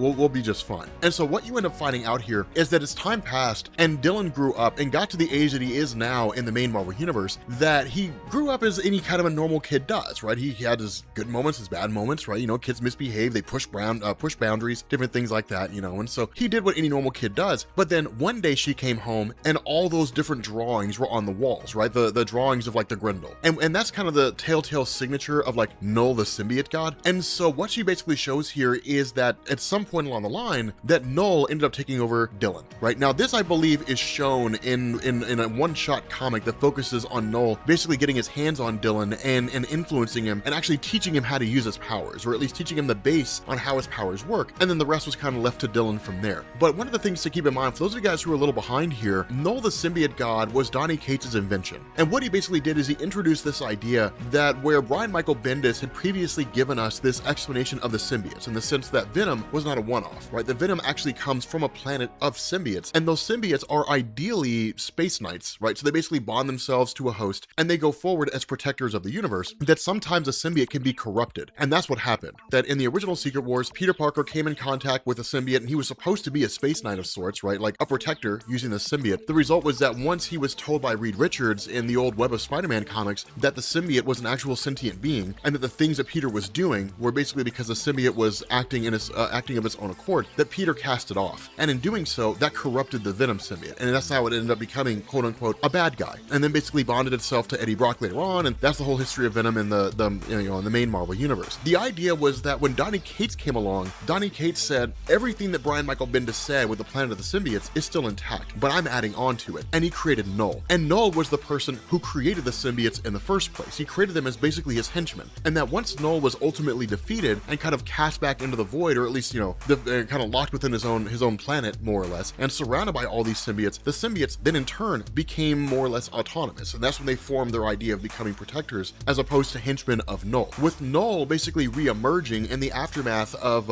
absolute carnage, that Knull began to exercise his control over the symbiotes yet again. That's really where this comes from, in the sense that Knull basically reached out from his place within the multiverse and has influenced this version of Dylan and basically taken him over, right? In the sense that like Dylan now kind of operates seemingly as an agent of Knull. And the result of this is that he ended up taking a piece of his mom's symbiote and then used it to create his own symbiote. Following that, he ended up taking off to a different location, and this is kind of us reading between the lines, or at least from what Anne's telling us, that he ended up going to basically the bell tower, and then in turn started spawning off all these different symbiotes and then controlling them and then rejecting them. And this was designed for the purpose of him basically creating symbiotes and then kind of usurping his control over those symbiotes and sending them forward. In response to this growing symbiote threat, President Flash Thompson ended up creating Anne Weying and the Agent Venom force, more or less. And in doing that, the idea was to take on the forces of Dylan. The issue here is that by the time they realized that Dylan was literally a credible threat, it was simply too late. That with these symbiotes he had created, he had basically forced them onto the superheroes and some of the supervillains and turned them into his symbiote henchmen. And so he literally laid waste to virtually any other superhero and villain that was left, right? Killed pretty much all the superheroes and all the supervillains on Earth. Following that, and with the death of President Flash Thompson, Dylan essentially made himself a dictator, right? He made himself absolute ruler of the Earth, and then sent his symbiotes around the world and started basically taking over everybody around there, right? Like the average person. And that's kind of what Anne says, is that Dylan killed the world, that he essentially conquered the world by using Venom symbiotes. And that's why this is just a Venomized world, right? All the heroes, all the villains are all symbiotes. Now, some of these heroes are actually heroes who have been taken over by symbiotes. Some of these heroes are just Venom symbiotes looking like heroes, right? Like, you know, kind of appearing as these individuals. It's kind of a mishmash of these different things. But the long and short of this is that the concern of Anne is that Dylan could essentially fall down the same way. And this comes in a couple different forms. The first form this takes is her asking Eddie, does Dylan have these powers? Now, keep in mind, this is a highly emotional situation for Anne because one, like, she lost her son, right? She lost her son to the power of Knull, and there doesn't really seem to be a way to bring him back. The other part of this is that she is kind of emotionally tied to Eddie Brock. This is not her Eddie Brock, but this is in a lot of ways kind of the Eddie she could have had, right? In a lot of ways, they're a mirror for the life that she lost. And so that's when she asked the question, like, does your son have that same power? And the response of Eddie is, yes, he can do that, but he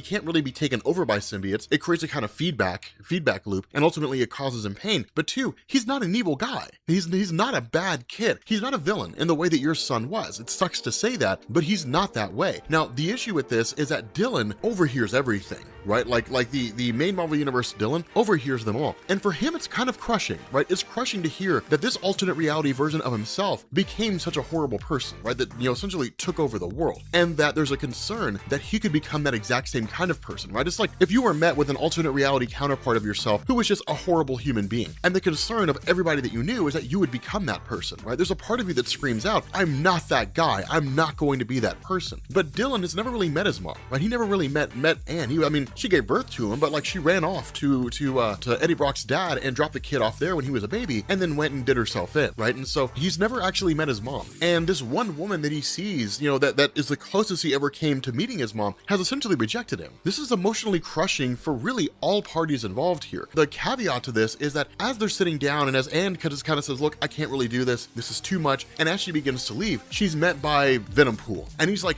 you guys have to go. And it's like, why? And it's like, because they tracked us here. Like they tracked you guys to your base of operations, right? Like you guys gotta get out of here as fast as you possibly can because they're sending someone here to take you out. And as soon as she, you know, as soon as Anne calls in the SOS, then suddenly you have Scorpion who pops in. Now remember, Matt Gargan was operating as Virus at the start of this story, right? He is the main Marvel Universe version of Matt Gargan, who has basically been taken over by a symbiote of sorts that was given to him by, or at least imposed on him by Codex, in order to track down Eddie and then bring him to Dylan, and then of course kill everybody else. And the issue with this is, like, as soon as they show up, all hell breaks loose. The caveat to this is that Eddie Brock is aware that the weakness of symbiotes comes in the form of like sonics or huge amounts of electricity or fire. And so what he ends up doing is grabbing like these live electric lines, just grabs them, and where reads like those are electrical currents, right? Like no one can survive any of that kind of energy. His response is, yeah, that's what we're counting on. So he basically channels it through himself and shoots it out in what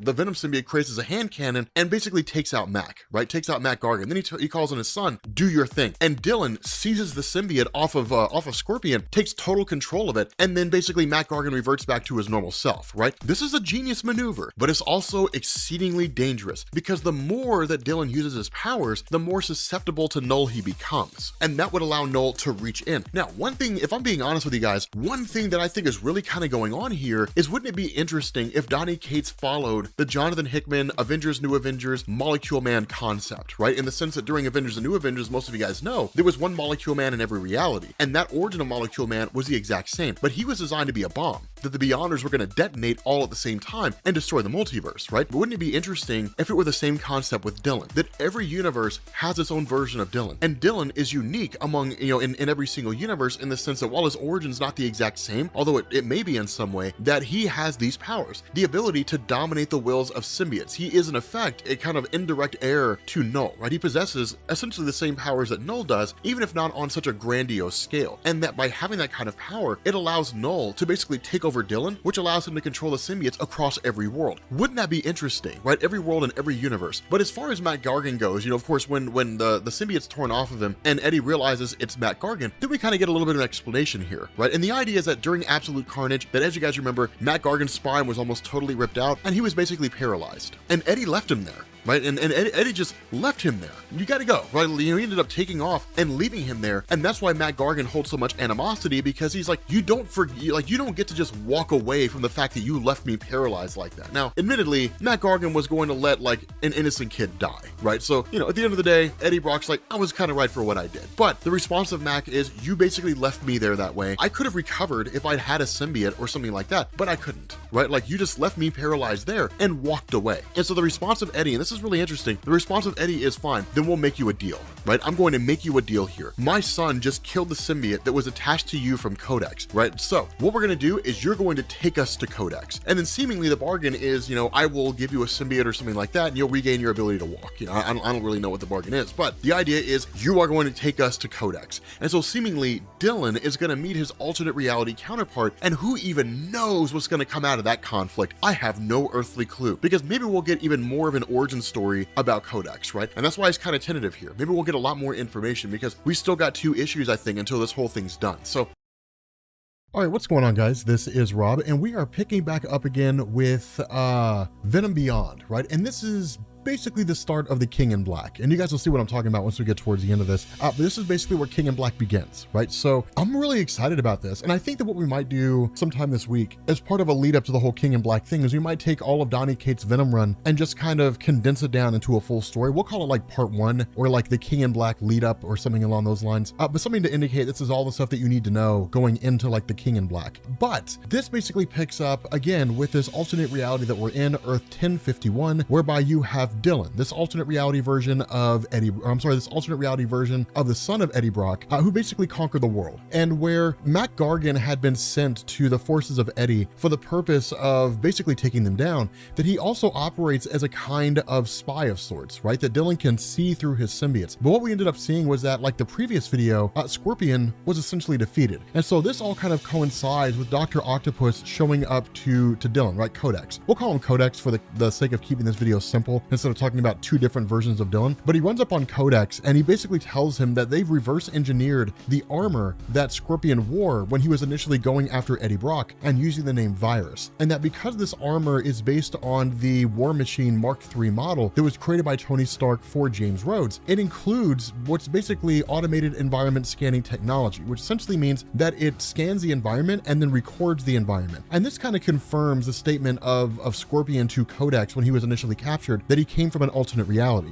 But what's more important about this is that when it comes to alternate realities in Marvel Comics, you have what's kind of what's been referred to historically as a kind of quantum frequency, basically meaning that each individual universe has its own range, more or less, right? So the way I like to use it is if we talked about music, right? So we say like the main Marvel universe is the key of C, and the Ultimate Universe might be like might be like C sharp or something like that. But if the main Marvel universe is in the key of C, then what this means is that in order to access the main Marvel universe, your quantum signal or your ability to create a portal means you have to resonate at the key of C as well, right? So that's what this suit basically does. This suit will, at least accessing this suit and being able to reverse engineer it, would allow Otto Octavius to in effect recreate a portal that would allow them to access the main Marvel universe. And with his intelligence, it would only take him about 2 weeks to do. And so the idea is get to work on it, right? Because it means there'd be more worlds for Dylan to conquer, essentially. At that point, you switch over to the underground laboratory of Reed Richards in this alternate reality, the crazy Reed Richards, who's basically kind of talking to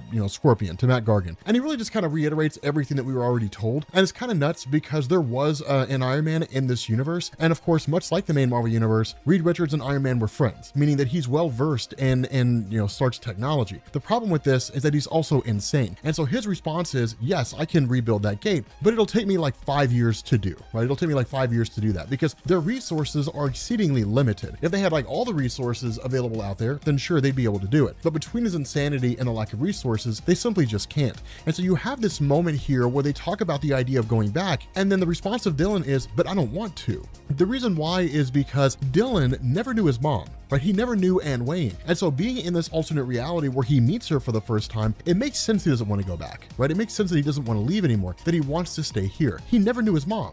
right? And so he's always wanted to get to know his mom. He's now in a situation where he can. Why would he want to give that up? It's everything he ever wanted. And so with that being the case, it's almost like he's kind of being forced, right? Pulled, ripped away from this life that he wants so dearly. And so with that being the case, Anne just kind of realizes that it's turning into a kind of sentimental moment. And Anne has still not gotten over the fact that her son in this universe, this reality's version of Dylan, became a bad guy, right? He became Codex. He conquered the world and killed pretty much everybody she cared about and turned them into symbiotes. And so she basically like tells everybody, get out, right? Everybody's got to go. Everybody go rest. Tomorrow we're taking this war to my son, right? Now it all kind of comes to a head when you've got, you know, Anne doing her thing because she can't sleep. And then Dylan shows up. And the two of them have this very, you know, kind of sentimental moment. And the reason for that is because whenever Codex came across her symbiote or tried to contact her symbiote, she would burn. But with Dylan from the main Marvel universe, that doesn't happen. And the reason for that is because much like we've seen with like something like the Infinity Gauntlet, which only works in its native universe, Dylan, Codex, can only control symbiotes in his own universe. And so any symbiote or any being that's attached to symbiotes outside of this universe, Codex cannot control. And that's the reason why when Dylan approaches Anne Wang, because he's from the main Marvel universe, he does not affect her symbiote in the same way. He can hug her, he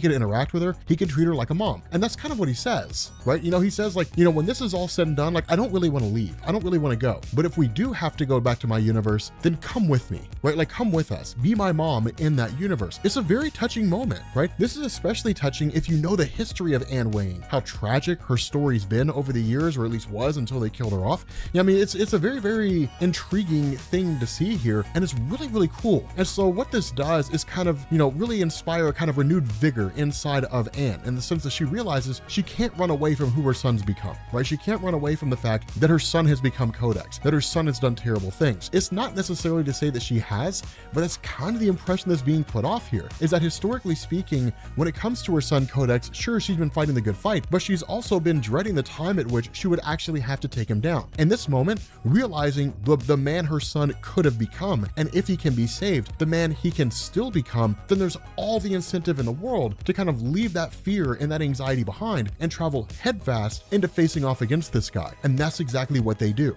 The other part of this is that Codex comes to the realization, of course, the one that we already realized, that he cannot control the symbiotes from alternate realities either. Much like Peter Parker and Venom, he also can't detect them. And so that's kind of the funny thing, is that for him, whenever he tries to reach out and detect the symbiote of Eddie Brock, the Venom symbiote that's attached to him, he can't pick up on it, right? Because it's not from his universe. And so as they're kind of in the middle of all this, and as Otto Octavius is continuing to work on this you know, portal of sorts, there's a kind of an alarm that comes in, and it's basically a unmanned aircraft that's basically, you know, heading towards their location. And when Otto Octavius says that there's no life forms on board, that's when it dawns on Codex, no, there's life forms there, but it's the Venom symbiote, right? The one that I can't pick up. And this thing comes cruising in and just boom, smashes right inside the ceiling of this place, right? From there, and Wang's like, everybody get in, and they all go flooding into that place, right? Attacking everybody they can. Now, right off the bat, Donny Cates gives us Codex versus Venom. And it's a cool thing to see, because this is basically like Spider-Man fighting Venom, right? Spider-Man cannot detect the Venom symbiote, and that's one of the things that makes Venom so deadly for Spider-Man. Much like this here, Codex cannot control the Venom symbiote. And so he's facing off against a very powerful person relative to himself, whose symbiote he cannot dominate. And this fight ends incredibly fast, right? And that's one of the big differences here. That's kind of the big weakness of Codex, is that you would look at him and you would say, okay, but a person who was able to conquer the world using symbiotes, surely he'd be able to overtake Venom. But there's a big difference here. Eddie Brock has fought time and time again as Venom with the symbiote, facing off against a multitude of enemies. The Codex seemingly has not. That I wouldn't go as far as to say that he rested on his laurels while the world was being conquered, but there's a difference between fighting some heavy-hitting superheroes by yourself and fighting a whole bunch of heavy-hitting superheroes with hundreds of symbiotes at your side. It really kind of diminishes what your accomplishments are. It diminishes what it is that he could actually do, because for the most part, he didn't really do it on his own. And so in response to that, he basically calls in the entirety of the Avengers team. They all come pouring in, right? All the symbiote Avengers guys. And then while that's going on, Gargan basically sneaks off, grabs his virus suit, and in the moment when you have Eddie Brock, who seizes control of Codex for the purpose of defeating him, what he ends up intending to do is actually have his symbiote bond itself directly to Codex, and then in turn show him this life that he could have had, right? A kind of shared memory. But that's when Virus makes his attack, right? Matt Gargan shows up at the most inconvenient time and starts attacking,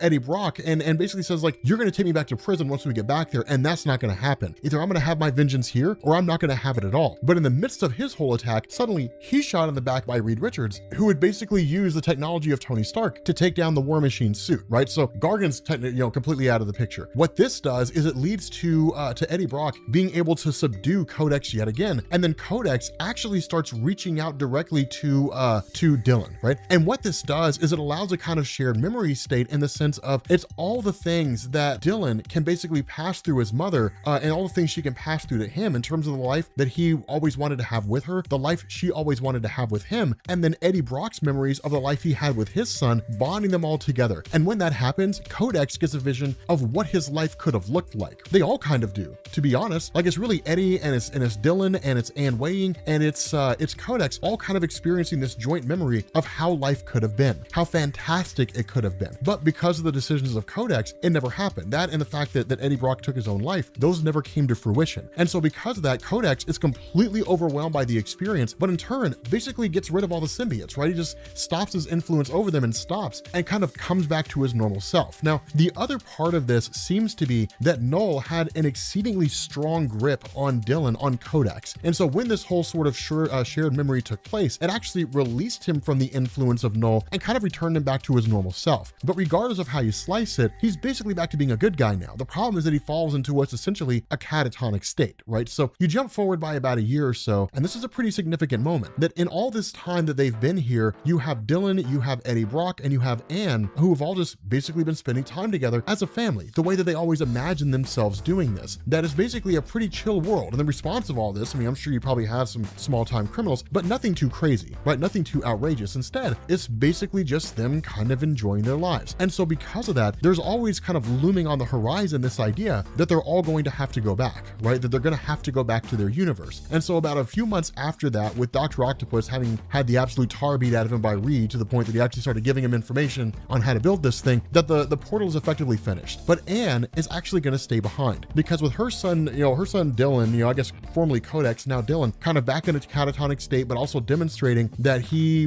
basically, came back to being a good guy, right? That he's more or less cured, for lack of a better word, that she's going to wait until he reawakens and then try to nurse him back into, kind of having a normal life here. But for Dylan himself and for Eddie, of course, they go back to the main Marvel universe where the King in Black and everything kicks off. And this is what's really kind of interesting here. It looks like a year has actually passed in the main Marvel universe as well. And the reason why this matters is because with this 1 year time jump in that period, Knull seems to have come back, right? Knull returned. He returned in the main Marvel universe. And the reason why we know this is because when they get back there, all the stars are gone. There's nothing out there but absolute blackness. That Knull has officially returned and has already begun the process of conquering the main Marvel universe. With that being said, guys, we're gonna bring this video to an end. If you are new here to Comics Explained, make sure you guys hit the sub button to become part of the Rob Corps. If you guys enjoyed this video, make sure you drop a like, and I will catch you all later. Peace.